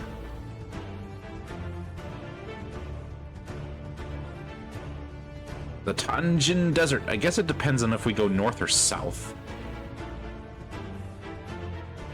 Alright, where is this? Hold on. Wizarding alumni, many if not graduates to the city of their okay. The First Dark War, the kingdom of Leyred would go through an era of unprecedented prosperity. Oh wait, is it north of us? The city-state of Afanac runs up the Dwarven Empire. Oh, the Dwarven Empire, huh? All right, it's Leyred, which means it's up here somewhere. Is it up here? Like where is this? Hold on. There's Leyred. The Glass Mountain. Just let me check every now and again, make sure they're not ready for me. Earth Glen, Darkwood, Azure Rock. We're gonna get on this boat and it's gonna be like, we gotta head south. And I'm like, no, we gotta go north. Well, okay, I need to find Afanac. This could be important. Command not work. Did I break something? Wait, it's appearing for me. Can you not see it? It's weird. It shows up as an announcement. Like, I can click the link and everything, and it works.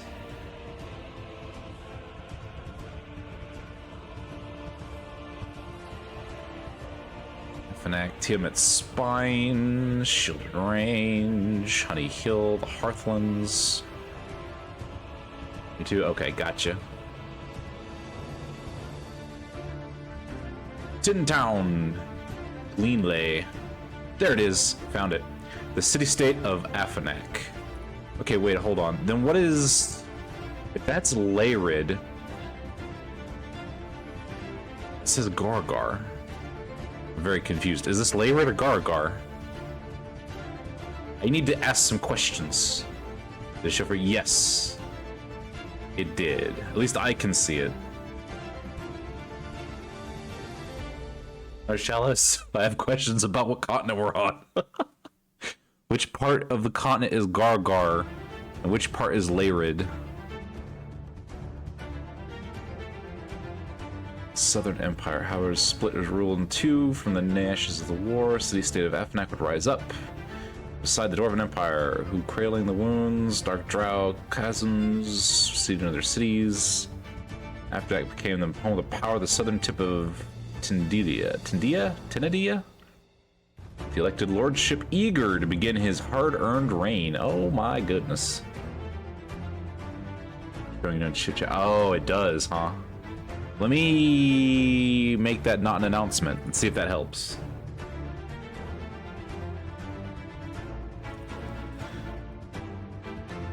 A custom commands.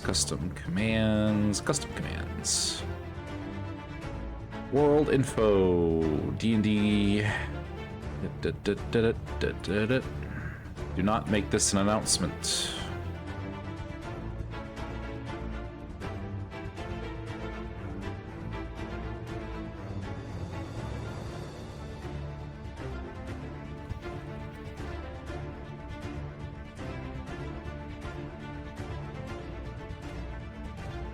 Do you see that? There it is. Okay. Weird. Okay, so I guess announcements don't show up on mobile? That's weird. That's strange. That's something I did not know. God, Afanac's like in there, man. It's like in the continent. We're gonna have to sail all the way around the southern tip. I got this floating ass island. Gosh darn it. How the heck I was supposed to get there?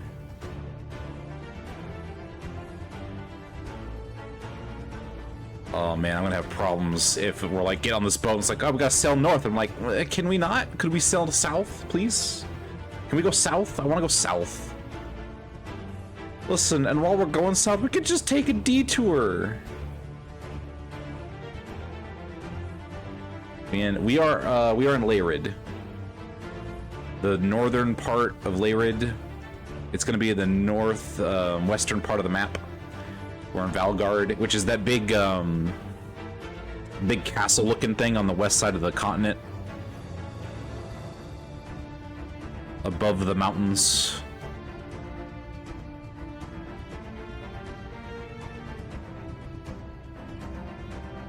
Does this have the map? Hold on. Countries. We have locations.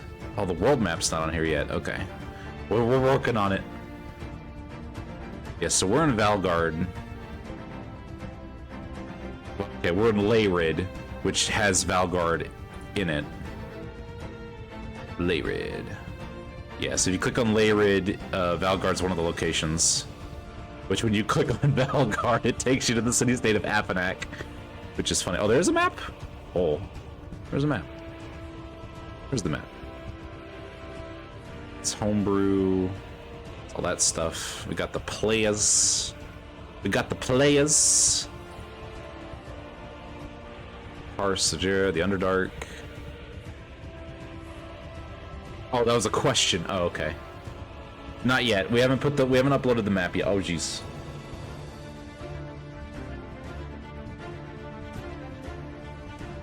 Okay, they're doing something. They're doing something else. Okay. But we are in Leyrid. Specifically, we're in Valgard, which is in Leyrid. If you click on Valgard, though, it takes you to the city-state of Afanac, which is where I want to go. Because I want to save Samoya, who has been taken to Afanac by an ex-guild, the Eye of the something or another. Hold on. The Arcane Eye Guild, which they went and they traffic people. They're traffickers. Save the wifey, man. You know, if Taffy lives long enough, heck. Maybe Taffy will just be like, you know what, screw it.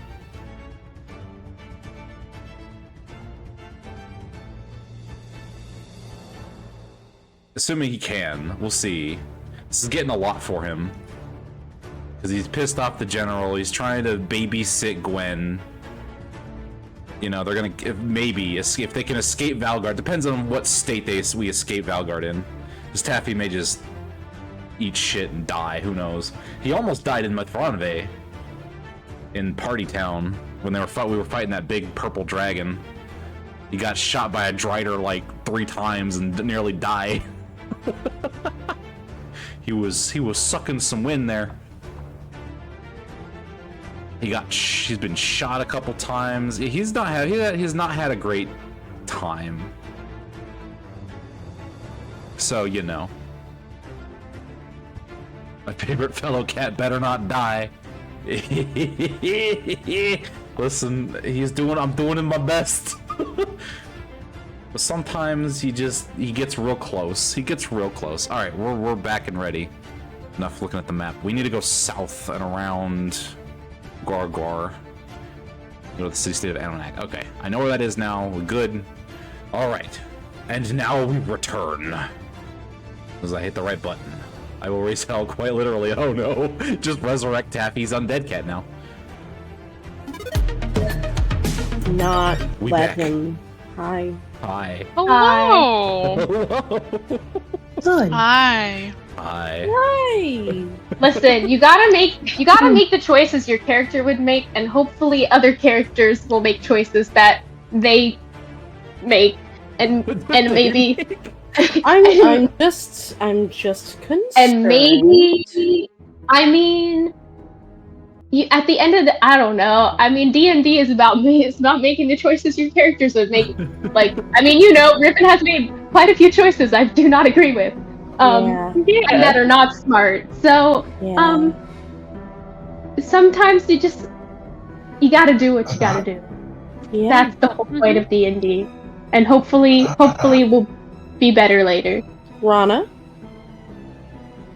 Rana, are you alive? Oh, I thought Rana was back. Yeah. I'm so sorry. Oh, hello. Rana, are you okay? Yeah. Okay.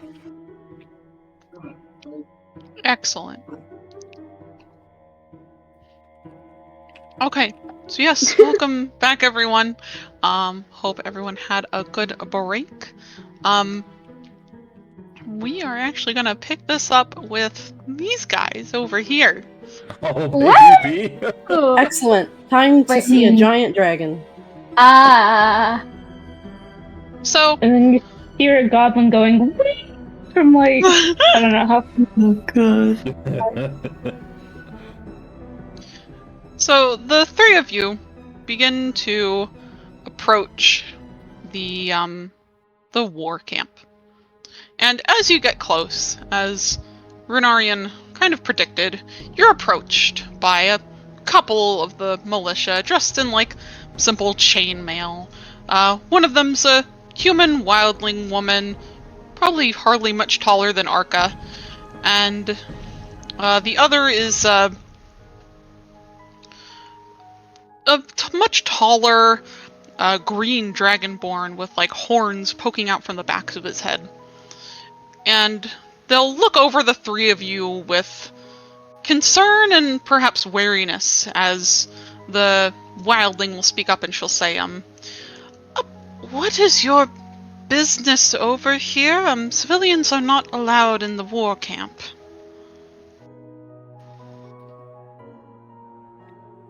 Uh-oh.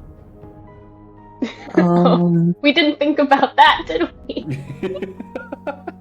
No, we have. Where? Hold on, wait. Okay. Just gestures at Ari. So Riven will sort of like puff themselves up a little bit and say, yeah. So we are actually here to speak with the captain. We have some information about some drow movement on the surface. Oh. Yes, that. Ari like nods his head firmly, and as you guys say that, you see the Dragonborn's eyes kind of get wide for a moment. And the wildling though will say, kind of look at you skeptically. Really? Who exactly are you all anyways to know about what's going on? And sorry, give me 1 second. I got really hungry. Are you good? I've lost audio. What is happening? Oh. Oh, you okay? Uh-oh. I didn't quite catch what Anna said there before. They She muted said themselves. she lost audio. Oh. Okay, I will give her a moment. Yeah. No, just talk without having to like listen. Just hope that the responses you're giving line up. Can you hear us now, Anna? I can. I don't know Okay. what happened. That was a wild time. It's all good, you know, stuff happens. And so as the wildling, you know, asks you all and seems rather skeptical of your response, you hear Ari like give a sigh, and he'll step forward in front of you both, you know, kind of squaring his shoulders, and he'll say, "They're here with me, Captain Runarian Foldvaniel, Paladin of Ilthurin. Please let us through." And at that moment, Riven, you remember this man. You remember about 2 years ago. Oh boy. Oh no. God. I don't When hate and you recall a moment when you and Vrek and your half-orc companion that we've not met yet. You recall being in this beautiful decorated church, or temple that had been built by the Order in Afanak. And you remember having this argument, partial fight with your old captain, Captain Splitter. And you recall Ari was there. At the time, with this long orange hair that had fallen down to nearly his knees, and now, looking at it, it's maybe only about half as long. At the time, he'd been wearing full plate armor with the symbol of Valgard, or Leyrid, on his chest, wielding a sword and shield, and you realize that's maybe partially why you didn't recognize him was because he just looks now much more roughened up, to put it in simplest terms. this paladin you had met, who you first met after having to bring him this bolt of fabric to make a new vest out of, nowadays looks like he probably wouldn't care what kind of clothing he was wearing. And as he introduces himself with his full title, both of the militia there kind of stand a little straighter, and the Dragonborn will say, apologies, Captain, please, right this way. He should be over at his tent. Thank you. And Ari will just kind of gesture for you both to follow after him as he quickly heads into the encampment. Wonderful. And yeah, Argo.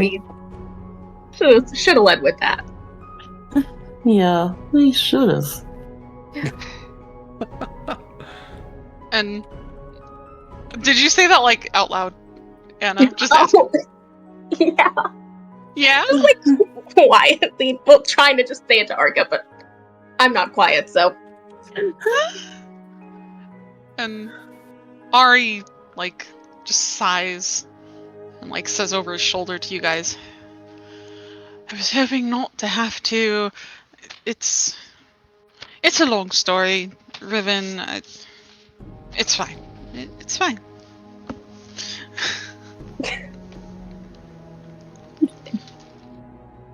Okay. And you head into this encampment, passing soldiers of all sorts, between preparing weapons, or you hear the clacking of like wood against wood as you see a few sparring off to the side with some fake wooden swords so as to not hurt themselves. And Ari pretty much heads directly for the captain's tent. And as you approach, and he'll kind of quickly head inside with the two of you. You walk in to the man you'd seen earlier, Riven, kind of standing at a table where you see there's a map laid out. And from what you and Arca can see, it looks to be a map of most of Leyrid. Pretty much showing everything from Drake Mound north all the way up to Messy Common, the very snow-covered area to the north of the mainland. And you see this man standing there, looking about his mid-30s, with light blonde hair, cropped very short, wearing his armor with the red dragon crest outlined in gold. And you see he has a couple of people in there with him, and they appear to be kind of poring over this map at the moment, moving a few things around as they discuss amidst themselves.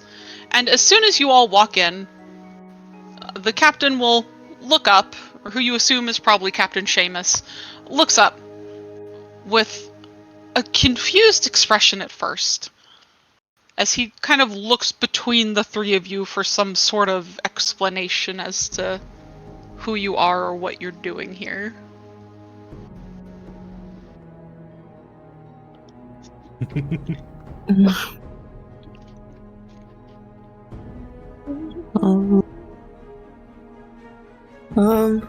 Alright, so Arca will, I guess he'll step up and he'll, mention the passphrase that Robert given them again. Hello, I presume you are Gara. We have information concerning drow movement on the surface. And Captain O'Gara will straighten his posture, and he'll look at the couple of other guys he had with him and he'll say, "Get out, it's fine." And they'll just mutter quick, "Very well, Captain," as they nod their heads and quickly leave. And he'll look at you, Arca, and he'll motion to the tent flap and say, "Close that, please." as he'll kind of clear off the table of all the stuff he'd had piled on it. And as you close the tent flap, kind of casting you guys mostly in shadow, save for a couple of lanterns that are currently burning with flickering light, Captain O'Gara will look over you all with a very serious expression on his face. And he'll say, "No. You have all met with someone in the city then, I presume?" We have indeed. All right. Well, and he'll kind of looks at Ari for a very long moment, and then looks at you, Arca, for a very long moment, as if he's trying to read your face. He'll say, you came here to Valgard when you two," as he points at Ari and then Arca, "are currently wanted for assisting with the Queen's murder." Would you believe me if I said that's not the craziest thing we're doing?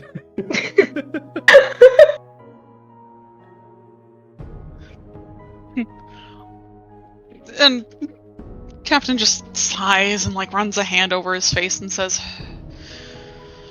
"Okay, I mean, it's, I suppose it's good you're all here, although it's incredibly dangerous you came walking in here like this, but fine. What is it I can help you with? This is probably not the best time right now." Probably not, but it's our only chance. As I said, we are doing crazier things. We want to break out General Faldvin. And he looks at you, Yes. and then suddenly laughs, and says, "As if we haven't been working on that for the last month. And yet here we are with most of the military kept out here beyond the walls. There's not much we can do. Unfortunately, those they keep in the city are all incredibly loyal to the new king that's ascending to the throne soon."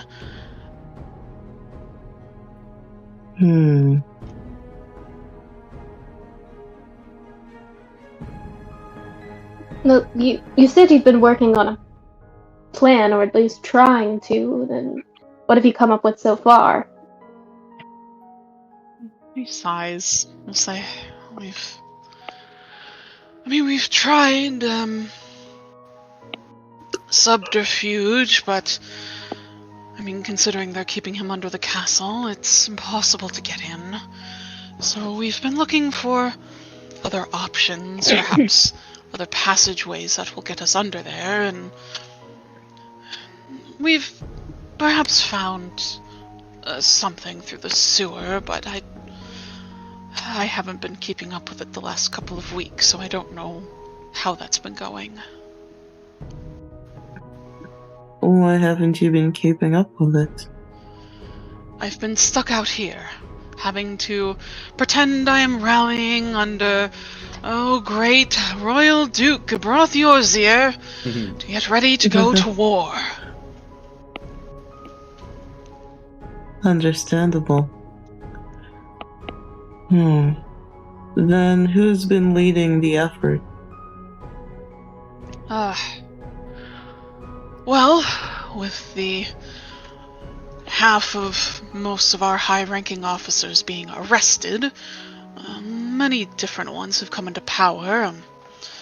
We now have General Sylvia Regath having taken over for Faldvin, which left the High Colonel position open for Captain Vomtis to take. Vomtis? Oh no. Yes, the Blue Dragonborn used to be stationed mostly out in Drake Mound. Yes, I've had the pleasure of meeting him. Sorry to hear. My condolences. That, and they also arrested our High Magus, and that's been replaced by this piece of work little halfling shit.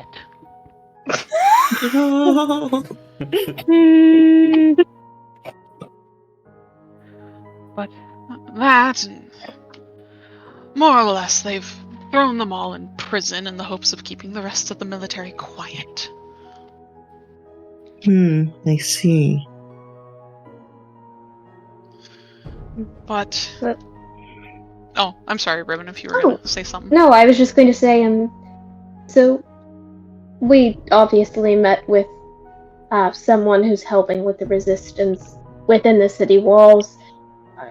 Are there any? I mean, how many loyalists are there within Valgard? And he'll kind of give a small shrug and say, it's hard to tell. I mean, there are plenty in here who would rather be loyal to Gabroth or to the temple itself before our royal family. Or, sorry, who would rather be loyal to the temple rather than our general. But I'm sure you could very well get most of this military to help you, but they're scared right now, and if you really are set on breaking Cranial out of prison, then you might want to meet up with those who are trying to get in. They'll probably be able to help you.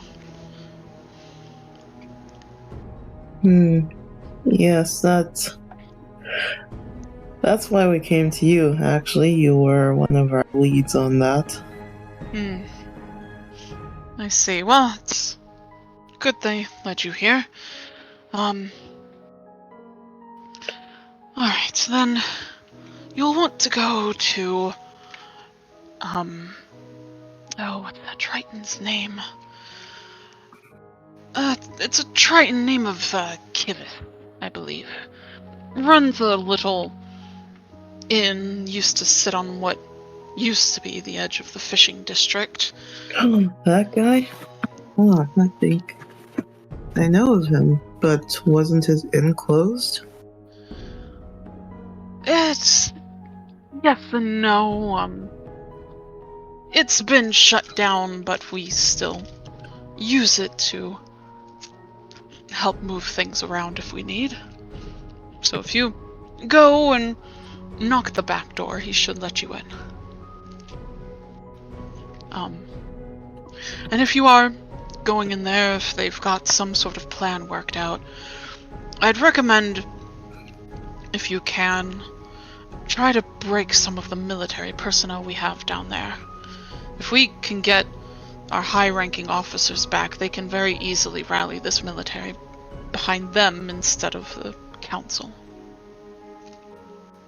I do like the sound of that. Well, I suppose once we've broken a few out, it's easy enough, per se, to start a whole mutiny within the prison. Exactly, and at that point Ari will ask him, so, who all is down there, then? And he'll say, well, there's... hold on 1 second. I have to find my note. Well, there's, Captain Korgash. He's a Red Dragonborn paladin, been in the military for about 5 years. He was going to lead the 14th Division, which is our largest, as I'm sure you know, Captain, as he kind of looks at Ari. But he, got arrested after he tried speaking up against Gabroth. Then there's our former High Magus, Radrin Blackwater, human, looks about his 30s. Did about the same thing, tried to speak up against what was going on, and was arrested for it. And, believe they also... I think one of the first ones they threw in there was, Colonel, Spilnorial. And Ari kind of perks up at that, and he says, Cypher. Yes. Oh. So if you can at least get those 3 out, you will get a majority of this military to raise a coup, more or less. Good news, guys. Good news, guys. Finger guns. I would just like to take a moment to thank Narshillis.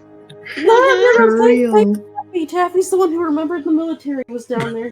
Thank you, Taffy. Yeah, thank you. For real. Listen, I just spout random nonsense. All right. Like...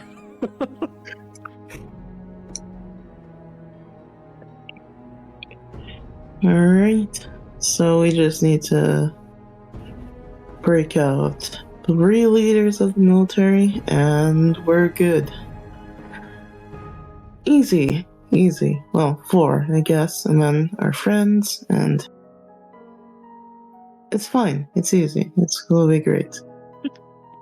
And as you say this, Arca, you hear this sudden sound in the distance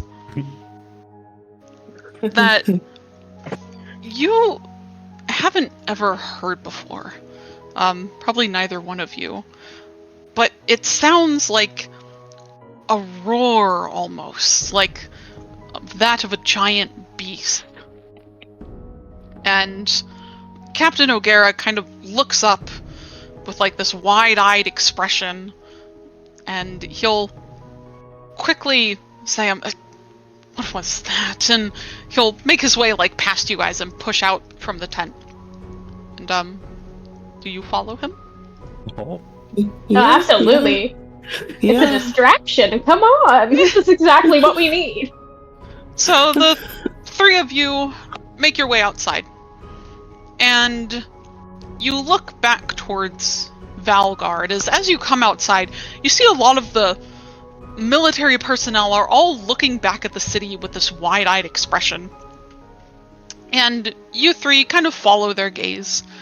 And you see, far across the other side of the city, you see the form of a red dragon having taken to the sky above the castle in the Noble's Quarter. And I'd like you 2 to make perception checks for me. Oh boy. Oh boy. Oh boy. Oh boy. Oh boy. Perception. Hell yeah! Wow! Oh, Damn. oh. Double nat 20s! Hello? What did I miss? Double nat 20s on perception! You know, this was great. Wow. Oh. We're having a great time. We're having a great time. Everybody's just For rolling real. like hot cakes tonight. And the 2 of you see, this dragon taking up out of the sky, but you see something weird on his back.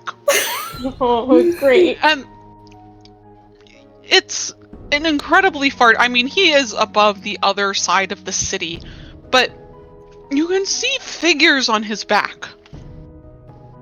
Like there's people riding on top of it. At least 6. And you... Oh, yeah. Probably even with your amazing eyesight somehow, Arca, between your incredible bird vision and Riven with your having to look out at the sea vision or something. Your boat vision. Your Boat boat vision.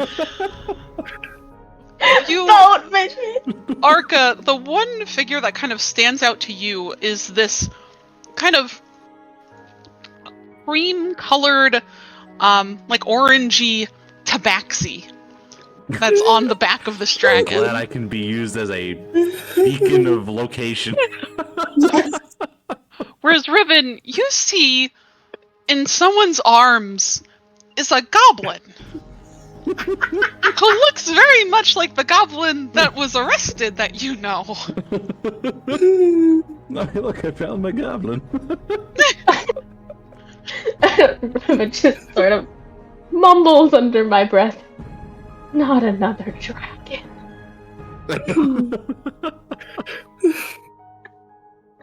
And Captain O'Gara will quickly turn to the three of you and say, I don't know what's going on, but you three better go. Yeah.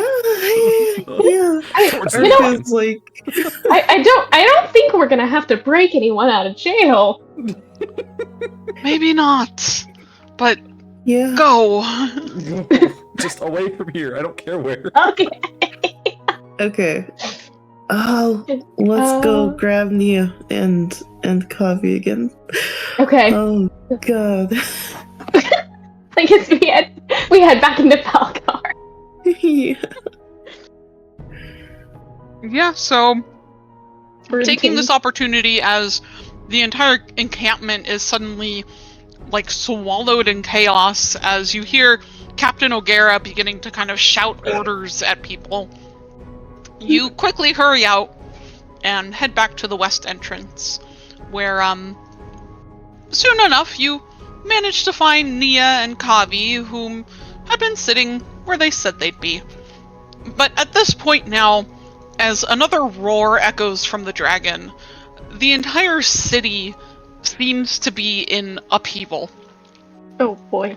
And Nia especially, as you three come back to her, as you rejoin them, she'll say, That's a dragon.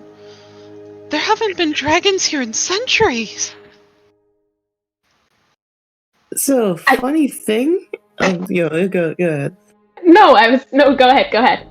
No, you. Fight. I think the dragon might have broken our friends out of prison. Yeah. What? This you saw it too, right, Arca? There's like people riding on its Yeah. back. Somebody is holding really tight to Breck, and I'm a little scared about that. Yeah. One of them is I'm pretty sure it's Taffy. Oh, well, and then Nia looks like now the dragon has descended, so you can't quite see them now, kind of over the walls that surround the nobles' quarter. But she looks in that direction, looks back at you guys, and she'll say, I mean, then are we going over that way, or? Oh. And I'll look between Arca and Ari and say, should we? Or, I mean, if I know anything from Breck, it's that he's probably told them that I have a boat, because I do have a boat. And they're probably going to make their way to the boat at some point, so we could always go to the boat now, or we could go to them. I don't know what's going to be the best decision here. Then I suppose let's head towards the boat. And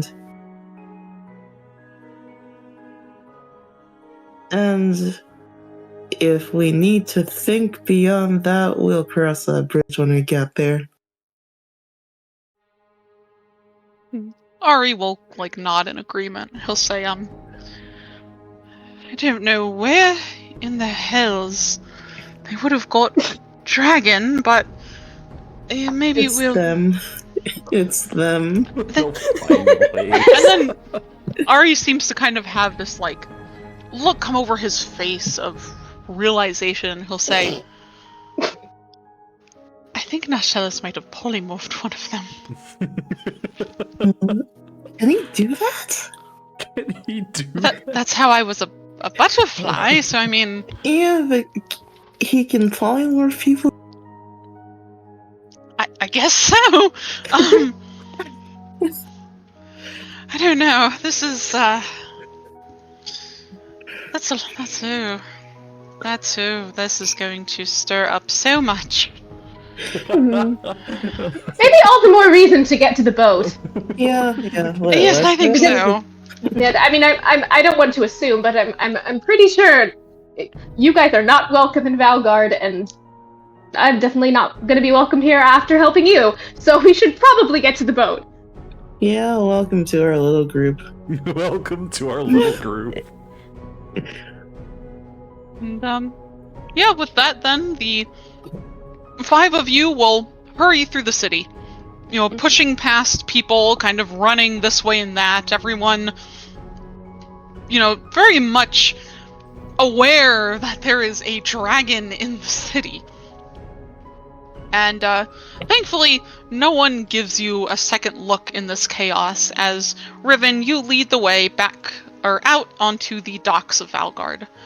And everything has, out here, is partially abandoned from people running home in fear, and is still partially kind of business as usual, as a few workers on some of the ships seem to not really be caring much because they have shit to do.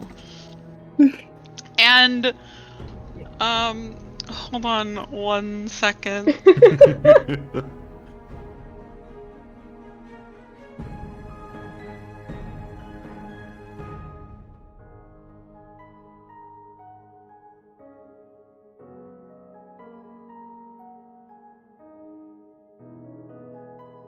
Sorry, I One just more. have to, I have to We'll have check to grab- what... yeah. Yeah. Gotta check what ship you guys... What ship are we about to step Ooh. on board to? Oh boy.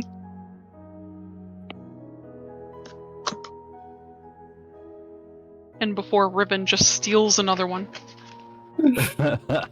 They will. They will absolutely steal another boat. I support it. Thank you. We're trying to get out of Valgard. Yeah.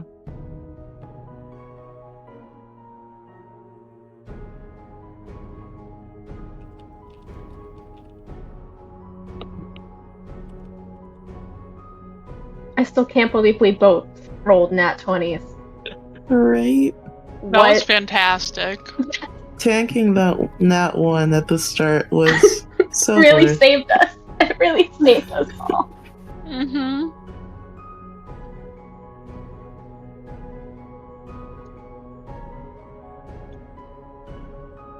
Enjoy.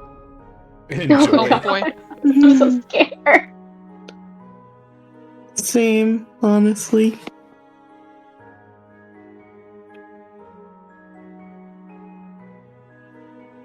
Alright, and you'll lead them down to kind of the southern end of the docks, where it's a little quieter, and over to where your ship sits. And before you... Wait, real quick. Yes. Did you read what I sent you before you agreed? Oh, no, I sure didn't. You know what? No, just keep going. Just keep going. Just keep going. I want to hear your reaction to it in real time. That's fine. Just want you guys to know whatever this ship is, Riven loves it. Alright, so the once proud schooner bobs forlornly in the water, a pitiful sight that spoke volumes about its better days long gone.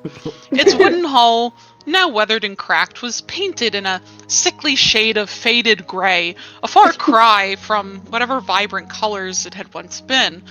The most striking feature of this schooner is its tattered sails, a woeful...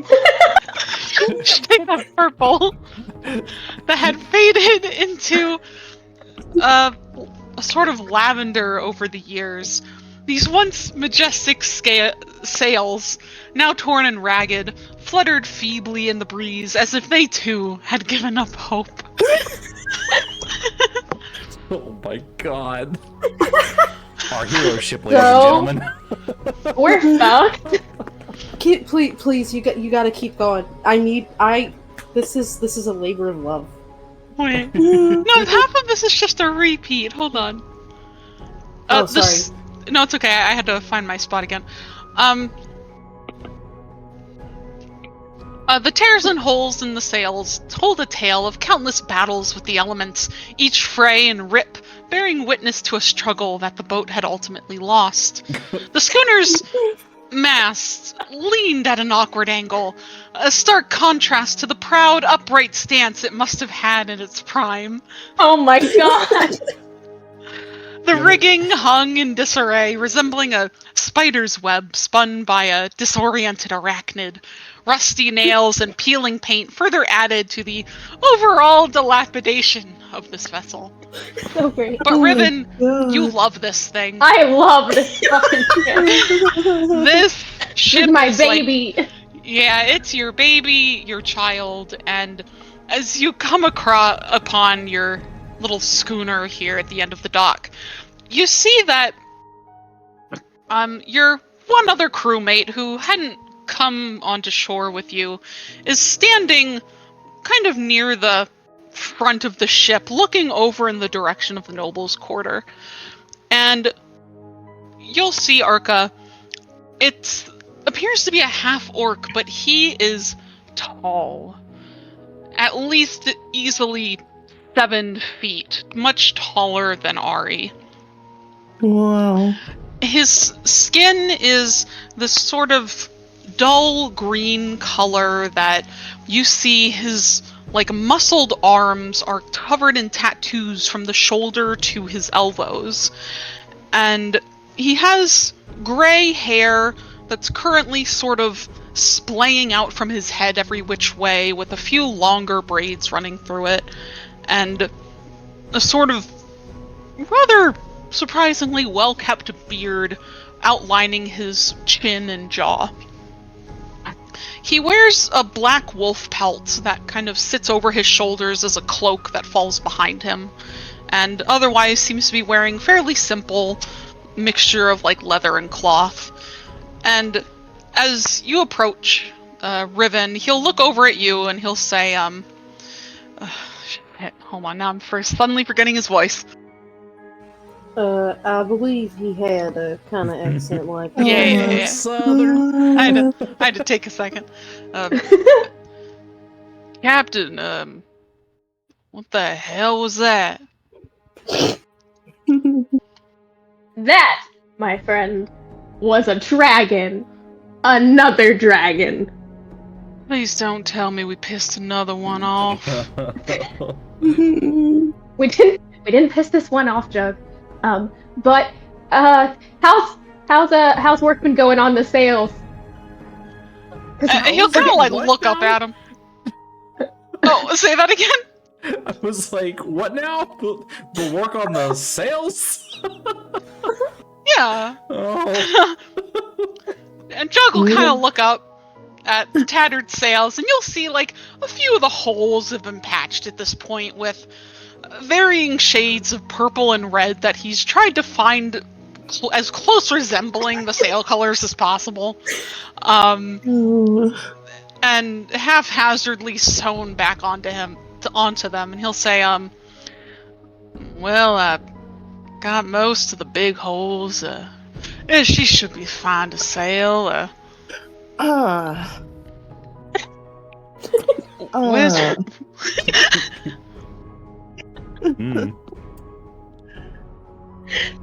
This is a really good ship, okay? Even Ari is looking at the ship and he's just like, I can't believe the ship can even move. Honestly. It'll move. So Ari, It'll move. Ari, Yes, Aka. there's some military half ships. Well, sure. I mean, we have some. All we right, don't we're have- taking We a military really ship. don't need to steal no. another ship. This ship is perfectly fine. It's fine. I'm sure. But I guess I will wait here and see what the hell they're all up to when they get here. And Riven will sort of turn to Jug and say, I know what you're gonna ask. Where is Breck? I was about to, yes. He got arrested, but it's fine, because apparently he got broke out by a polymorphed dragon, and what I'm assuming is gonna be our new crew. So, we need to work to get the ship ready so when they get here we can go. Jug looks at you as if you've grown another head. And he'll just say, honestly, Captain, I know we've been through some shit, but this is ridiculous. Jug, you're gonna have to be straight with me because I do. What do you mean ridiculous? You're telling me. I mean, I'm not. God. Arius. Yeah, all of a sudden, Ari. I mean, I'm not surprised about Vret getting arrested. I think what's more little unbelievable about this tale is that a dragon broke him out of prison. To be Oh. fair, Bye-bye. who just died? Say that one more time, Oh. Arca. Sorry. Welcome back. Sorry, What but was I I gonna say? realized that my mic was not working, like, at all. Oh, So I had to welcome We're back. having technical difficulties tonight. Yeah. all good. But, yeah. What was I gonna say? I thought you had been saying something. I'm so sorry. No, it's okay. I just forgot what I was going. Oh, You know what? Let's just continue. okay. Probably. All right. And oh gosh. Yeah. So what Jug had said. So I'll let you respond, Ribbon. Listen, Jug, I know it doesn't make a lot of sense, but you're right. We've been through a lot of shit together, and we've seen a lot of crazy, weird, probably impossible stuff. So you just have to trust me when I say that somehow this dragon got Breck out of jail. But I'm pretty sure it did. But I'm assuming that it's gonna head over here towards us at some point. So we do have to get the ship ready to go. And he just like sighs. Aye, Captain. He'll just go. PM. I sent you a question real quick. Sorry about that. Well, this ship is safe. Oh, it's perfectly safe. It is one of the best ships. It has gotten us through the God's Eye so many times. Through the And- God's eye. Please don't lie. Well, like around the God's Eye. You know, it's a complicated. You know, the God's Eye is very complicated, but. And for a moment, you guys hear a sudden creaking. Not the creaking coming from like the ship bobbing in the water, but like something opening nearby. And you glance over, and for a brief moment, you see like part of a face looking out from one of the open doorways that leads below deck.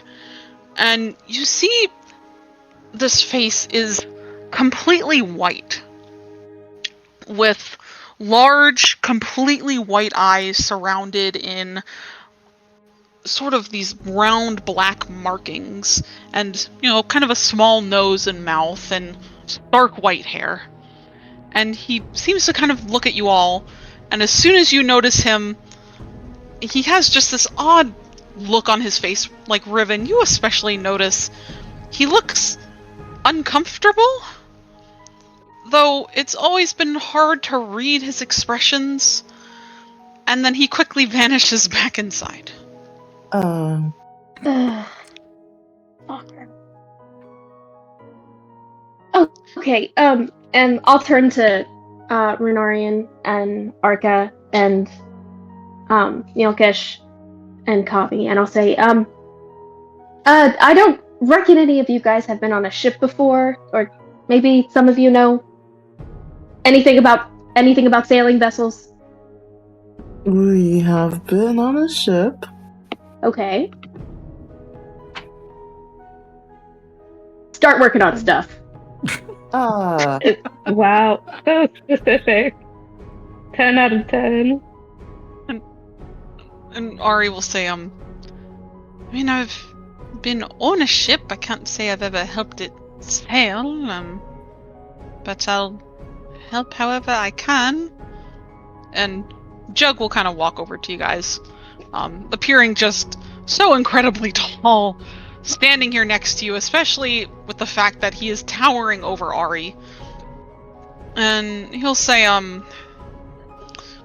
well, if either y'all want to help, I can give you a couple of easy tasks to go work on. Okay. Oh, you are super tall, by the way. Yeah, I got it from my mom. Damn. Alright, let's go. And he'll kind of like motion for you guys to come and follow him across the deck as Kavi and Nalkish will kind of wander off to go poke around. Yeah, I love that Riven didn't even mention to his own crew members, by the way, we have a princess. He sure did. It's fine. No, he did not. It's not important. You know, Let's find out. I'm sure it'll come up later. It will. It will definitely come up later. I think Riven's just a little preoccupied by the fact that there's a dragon in the sky. You know what? That's valid of him, honestly. Here, sorry, give Things me I like... wasn't expecting this session. Baldwin as a dragon. Right. Get to ride him. That's so cool. We can do introductions later once we're, semi away from Valgard. Yeah. True. Okay. Sorry, just trying to fix something here before I continue. Okay. That's fine. Oh, hello, God. Okay. Okay.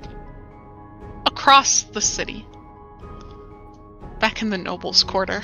Oh, baby. This looks beautiful. Thanks. The six of you, still upon Faldvin's back as he lands and clings onto the red dragon statue that sat within this massive courtyard. The head having been knocked off by him, and ruining now the executioner's, I don't know what to call it. Stand? I don't know. Sure. Sure, the wooden executioner stand they'd been setting up, now destroyed, thanks to the stone head falling directly onto it.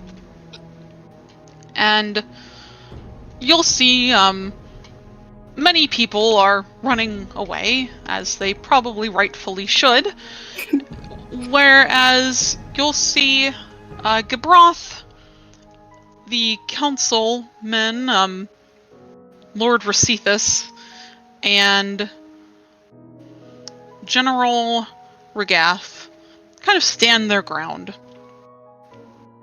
Though Duke Gibroth is not looking entirely happy. Gee. And I'm so sad he's not happy. Oh no. as like a quick side note, by the way, I had made a mistake earlier. Colonel Regath actually has black hair instead of blonde. That was my bad. Either way, It just shifts in front of us in real time. it's fine. It's great. Another changeling. And you'll see the oh god, it wouldn't be here. General Regath approaches first and kind of steps up to the remains of the wooden construction at the base of the statue, and she looks up at the dragon and up at the 6 of you on its back, as one hand kind of rests at the sword at her side. And she'll call up and say, "What is your business here?" And you can feel like Faldvin rumbling as he speaks. And I had a name for him, and it's gone. I'm not calling him Falgren or whatever the hell you guys have been going on about in Discord. Falgon? Come on. Hold on, I might have it.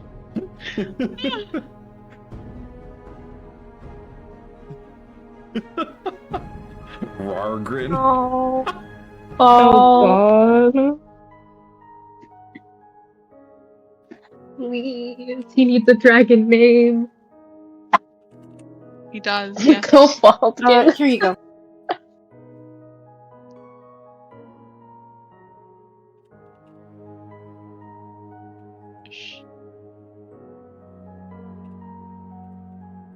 Sorry, I'll do. Okay. There. Oh my god. And you'll hear Faldvin say, "My name is Eshkidru.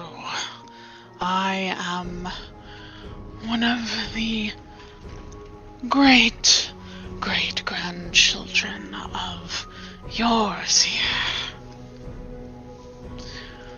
I have come here at the behest of Princess Nyalke." And you'll see, the Regath narrows her eyes. And, as he'll continue, "I have come to stop this madness."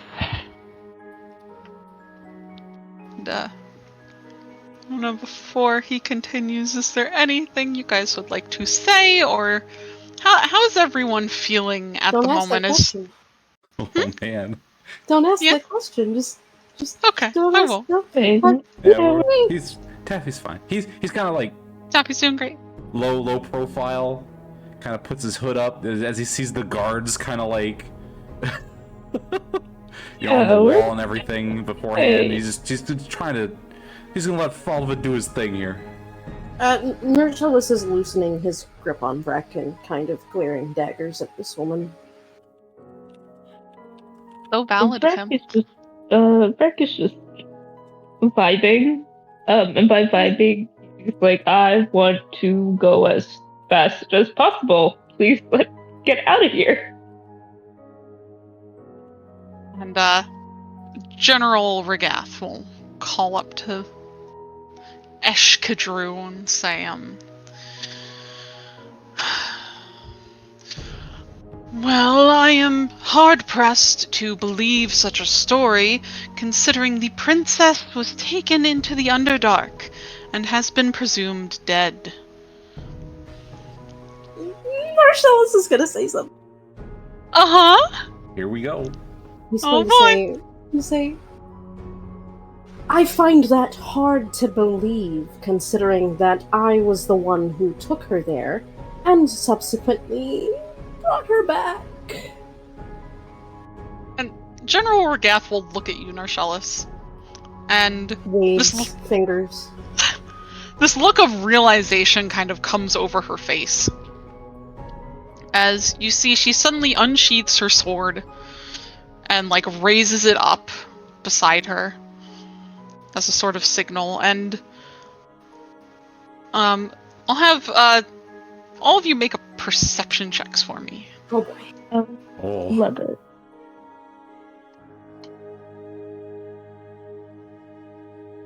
Perception. Oh, baby. Taffy, Nice. what's that? Taffy, you, at the very least, you're still aware that many of the military within the city are beginning to gather.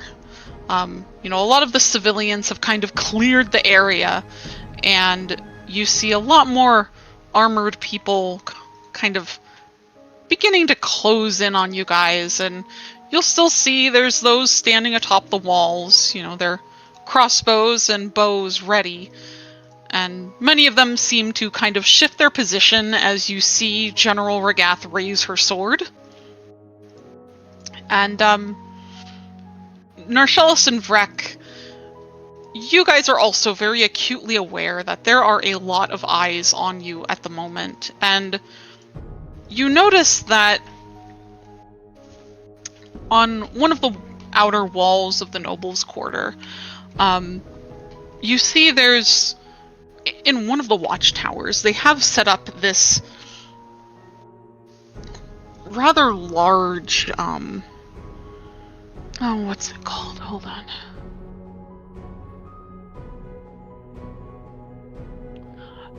This large ballista that they seem to be aiming at you guys at the moment. Oh shit.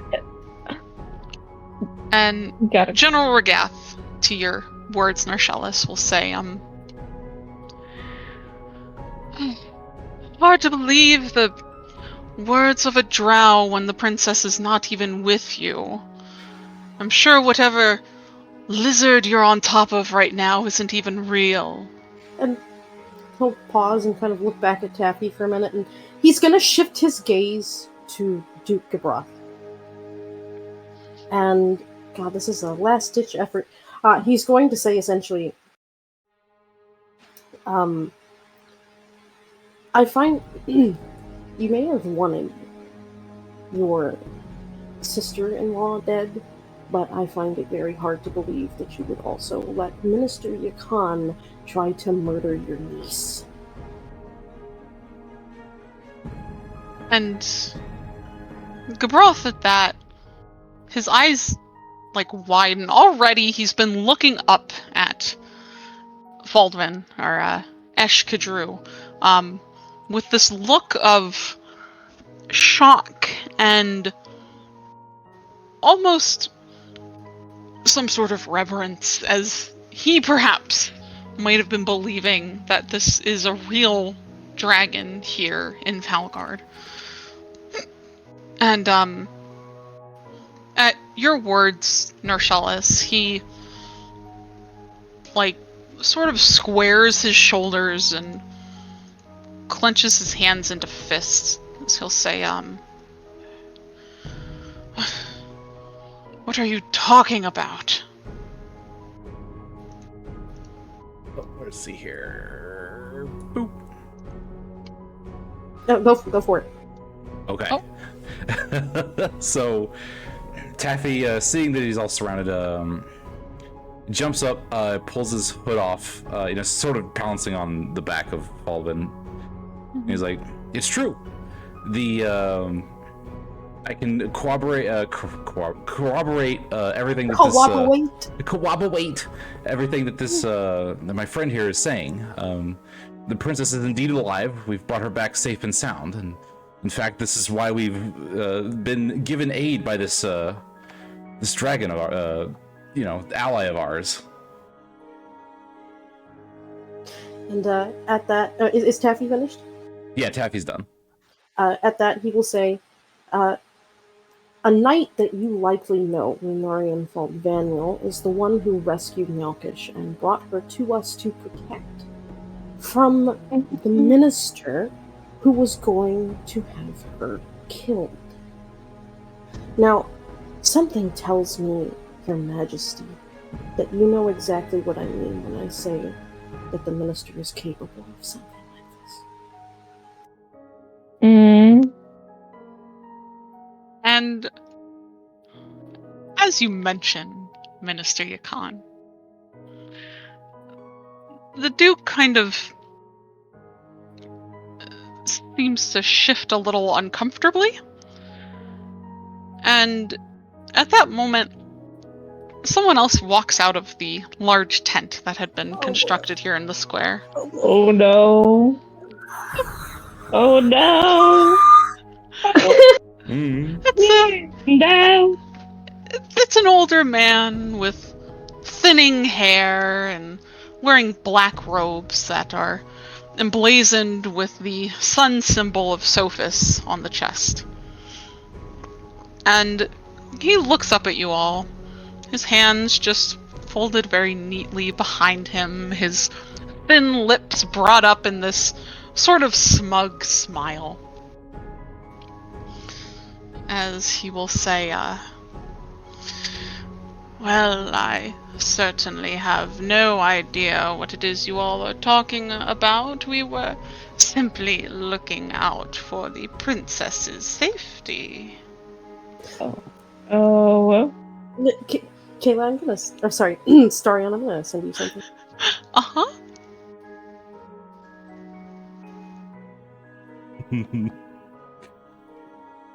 Lad himself. By the way, can I basically... Tappy would like to ready an action, not to attack anybody, but to basically maneuver in between, like, you know, he has no idea what's going on in the tower, but, you know, the guards with the crossbows and everything, he's sort of on alert, waiting for if something gets fired, if he can jump in the way between Narcellus and whatever's coming in. Yeah, you know, I'll let you ready that. You know, as Taffy balancing on the back of Faldvin, kind of ready to, like, jump at a moment's notice. And, at Minister Yakan's words, you'll hear, Faldvin speak up, as he'll say,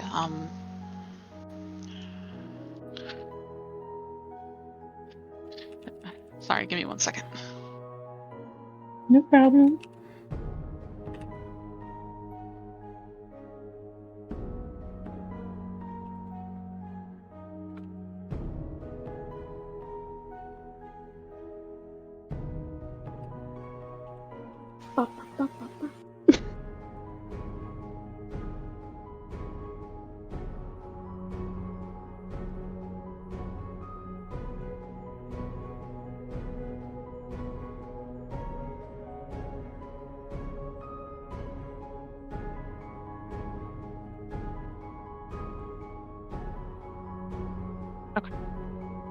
And so Faldvin, suddenly raising his voice, will say, enough! I am not here to play games with you mortals. You will stop this nonsense and allow the one who should rightfully sit upon the throne to take her rightful place. And Minister Yakan is entirely unbothered at this, and all of you, you know, sitting upon Faldvin's back, you feel his scales kind of beginning to grow warmer. Here we go. Oh god.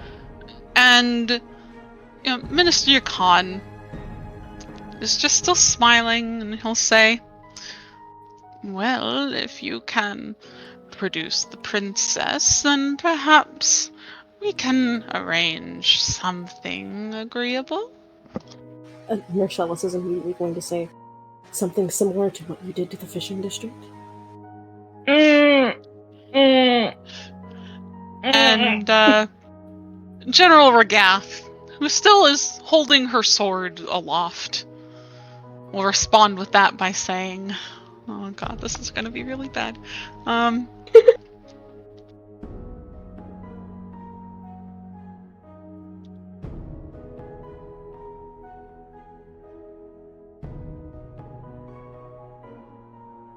Hello? Sorry, give me one Oh, second. The, Oh, it just got really quiet. It's being crafted. The insult. I'm so hurt.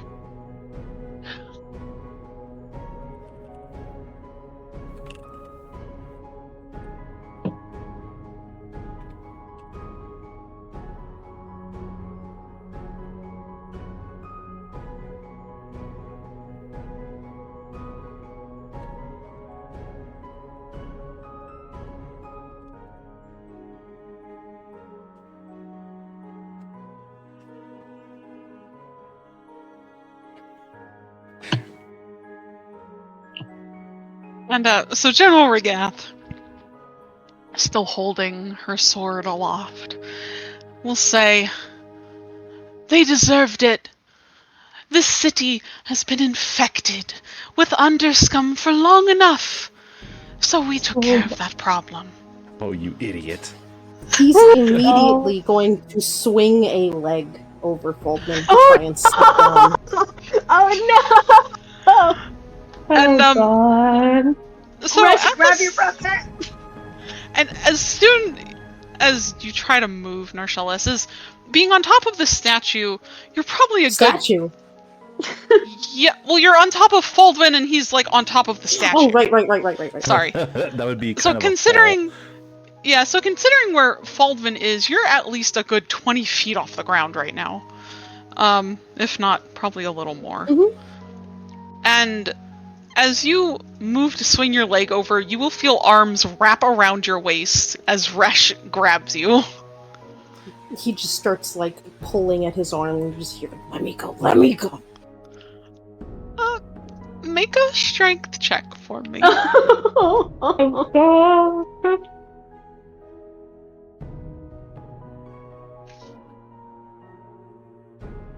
Oh, Yeah, I'll take it, it's fine. But, I mean, even as he, like, pushes and doesn't manage to break out of it, he's gonna raise up one of his hands toward Regath. oh boy. Oh God. Oh God. Oh God. And he's going to curl a couple of his fingers inward, and this sort of, like, red glowing light will start to manifest at the tip of his fingers.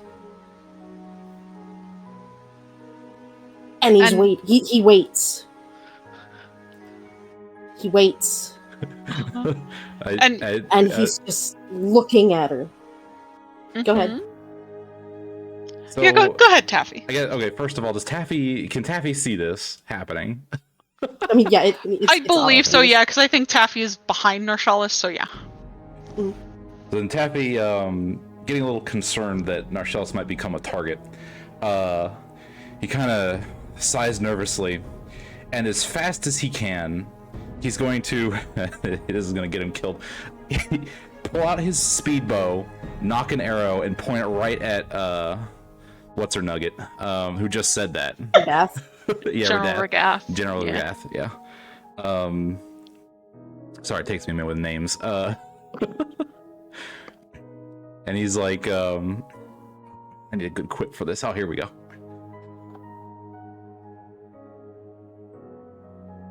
You can't just kill people in mass like that. You can call them whatever you want, but at the end of the day, they're still people just like us. Now, I don't give a shit whether or not you view them lesser than others, but all you're doing is perpetuating a cycle. And if that's what you're going to do, then we're going to have problems. You understand? As he points this arrow, he's trying to get attention on himself, is what he's trying to do. Mm-hmm. And Regath will, like, look at you, Taffy. She'll say,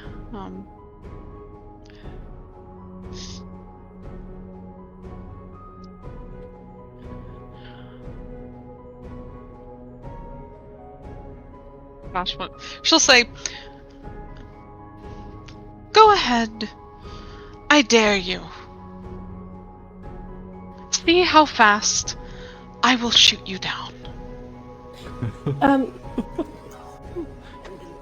Is Taffy gonna say something? No, he's just narrowing his eyes right now. He's sort of glancing between the general and Narcellis, but he hasn't fired yet. He's just holding his his aim. So, Narcellus is also keeping his fireball aim at Regath specifically. Not casting it. But he is going to look back at Duke Gebroth and he's going to say, "Is this what you wanted? This is the kind of king that you wanted to be? But murdering your own constituents because what? You want to perpetuate a war, you want a throne, sure, fine. But you're letting the ministry, these people, dictate your own people, the people who live in this city and work for you, who gets to live and die. What exactly makes you any different from the people you hate?" Ooh. It's so good. Damn.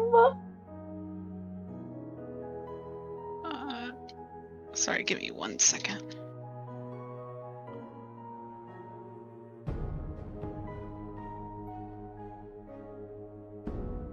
Oh, it's on the card. 1 second. Oh, it is. Okay. Everything's on the card.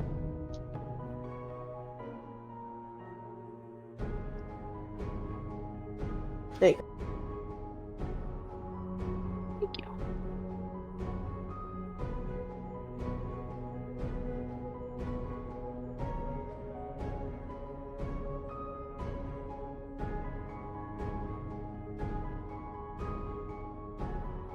So, as you say these things to him, Duke Gebroth kind of, his shoulders kind of seem to slump as his gaze goes from, like, Minister Khan to General Regath and back up to you guys.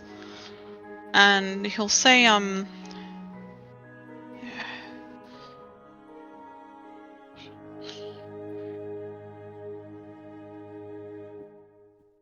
there were certain things that I wished for Leyrid to move beyond. Yet, everything has gotten out of my control. You're the king. Order them to stop. And I'm not finished. I'm not finished. Oh, I'm sorry. He says, "Your niece is alive. And the only thing that she's worried about, for some damn reason,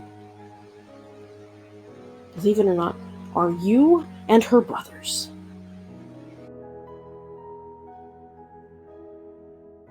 And Duke Broth will look over at Regath, who's got her eyes kind of glued very securely to all of you. And he'll kind of, like, grit his teeth for a moment before saying, "Lower your weapon, General." And you'll see Regath looks over at him from the corners of her eyes. Looks back up at the 6 of you on top of Faldwin. And everything just goes very quiet for a long moment. Or, oh god, no, I gotta do this. Hold on. And, after a long moment, she lowers her sword. Very slowly. Back down to her side. Still gripped very tightly in her hand. Taffy will lower his bow. Still ready to jump in the front of, incoming fire, but he will not aim. He de-escalates. And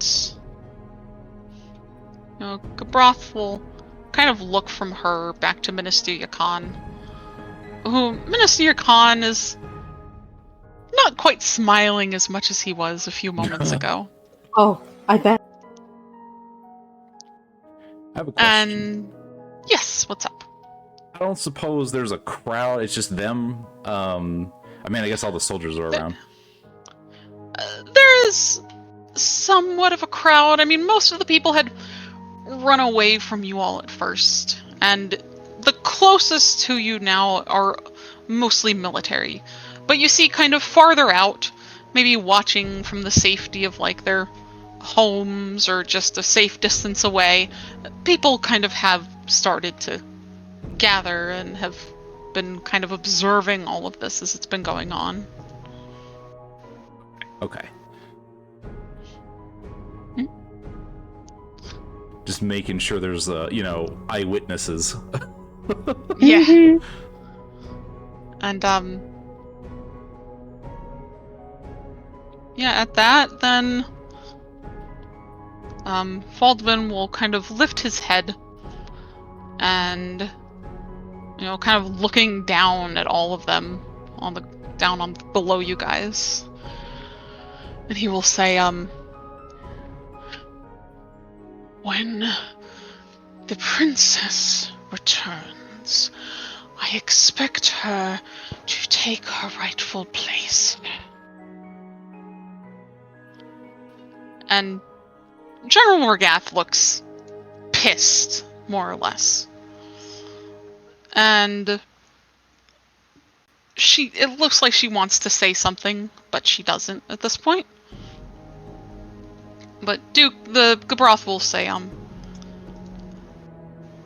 I will see what can be done.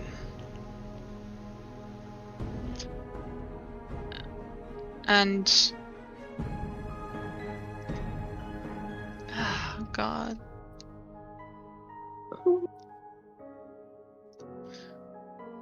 And with that, Faldvin is going to spread his wings and jump up off of the statue that he'd perched upon. Whoa. Yeah, sit down, Taffy.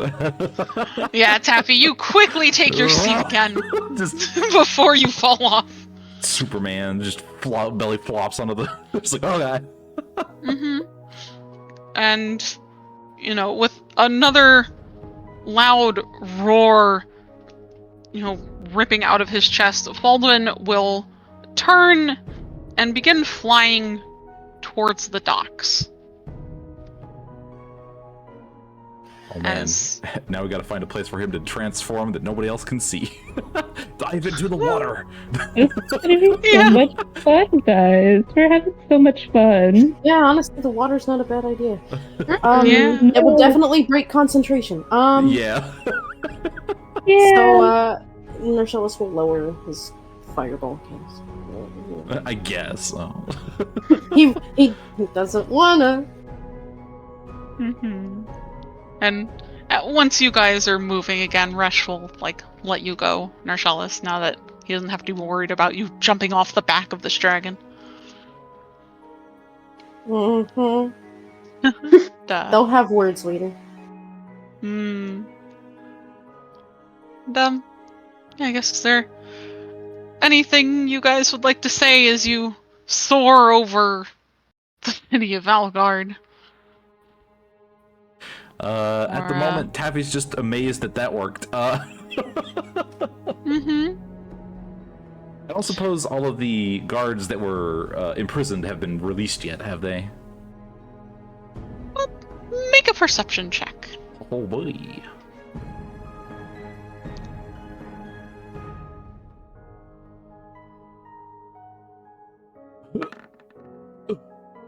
Ooh, 18. So, as Faldvin carries you all towards the docks, as he seems uninterested at this point in kind of going by to attack any of the sort of military stuff that might be around the city or nearby, you do kind of get a fairly good look at the back of the castle in the nobles' quarter, around where you guys had come out of from the prison. And you do see a couple of people kind of hanging around down there. You do see one that looks familiar to you with tan skin and blonde hair that's pulled up in a bun to reveal the very pointed ears on the sides of her head. And even kind of from the height that you have currently, you recognize that as Sypha, whom was a wood elf you all had met back in Eastoft. She kind of seems to be, coming out from the doorway you all had used with a few other people behind her. Oh, excellent. The taffy kind of calls out from the back. It's like, that actually worked. I hope. We just gotta turn the princess back over to her.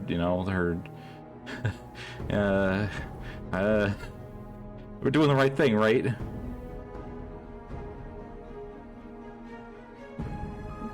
Does Marcellus or Freck Oh, want to respond? You're fine. Marcellus is just kind of looking ahead towards the docks as they're going. He just kind of says, because they're in the sky right now. Yes. Yeah, you're flying for the docks, yeah. So he's going to look back at Taffy and then point towards the remnants of the fishing district. And he'll say, I don't really think there is a right thing in this situation. Yeah, that's fair. I'm just a little worried about her.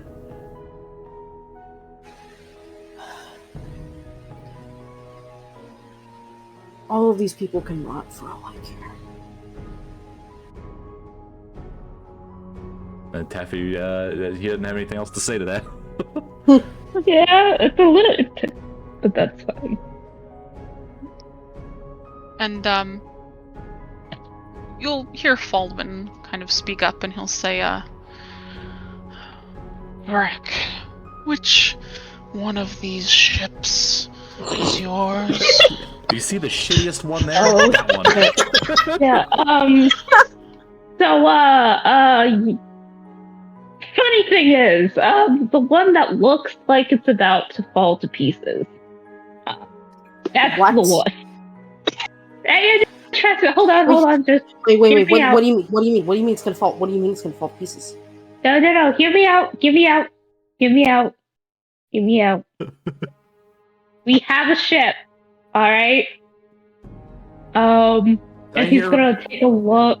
Fall to pieces? What? No, hold on. Like it's broken? Like it's gonna break?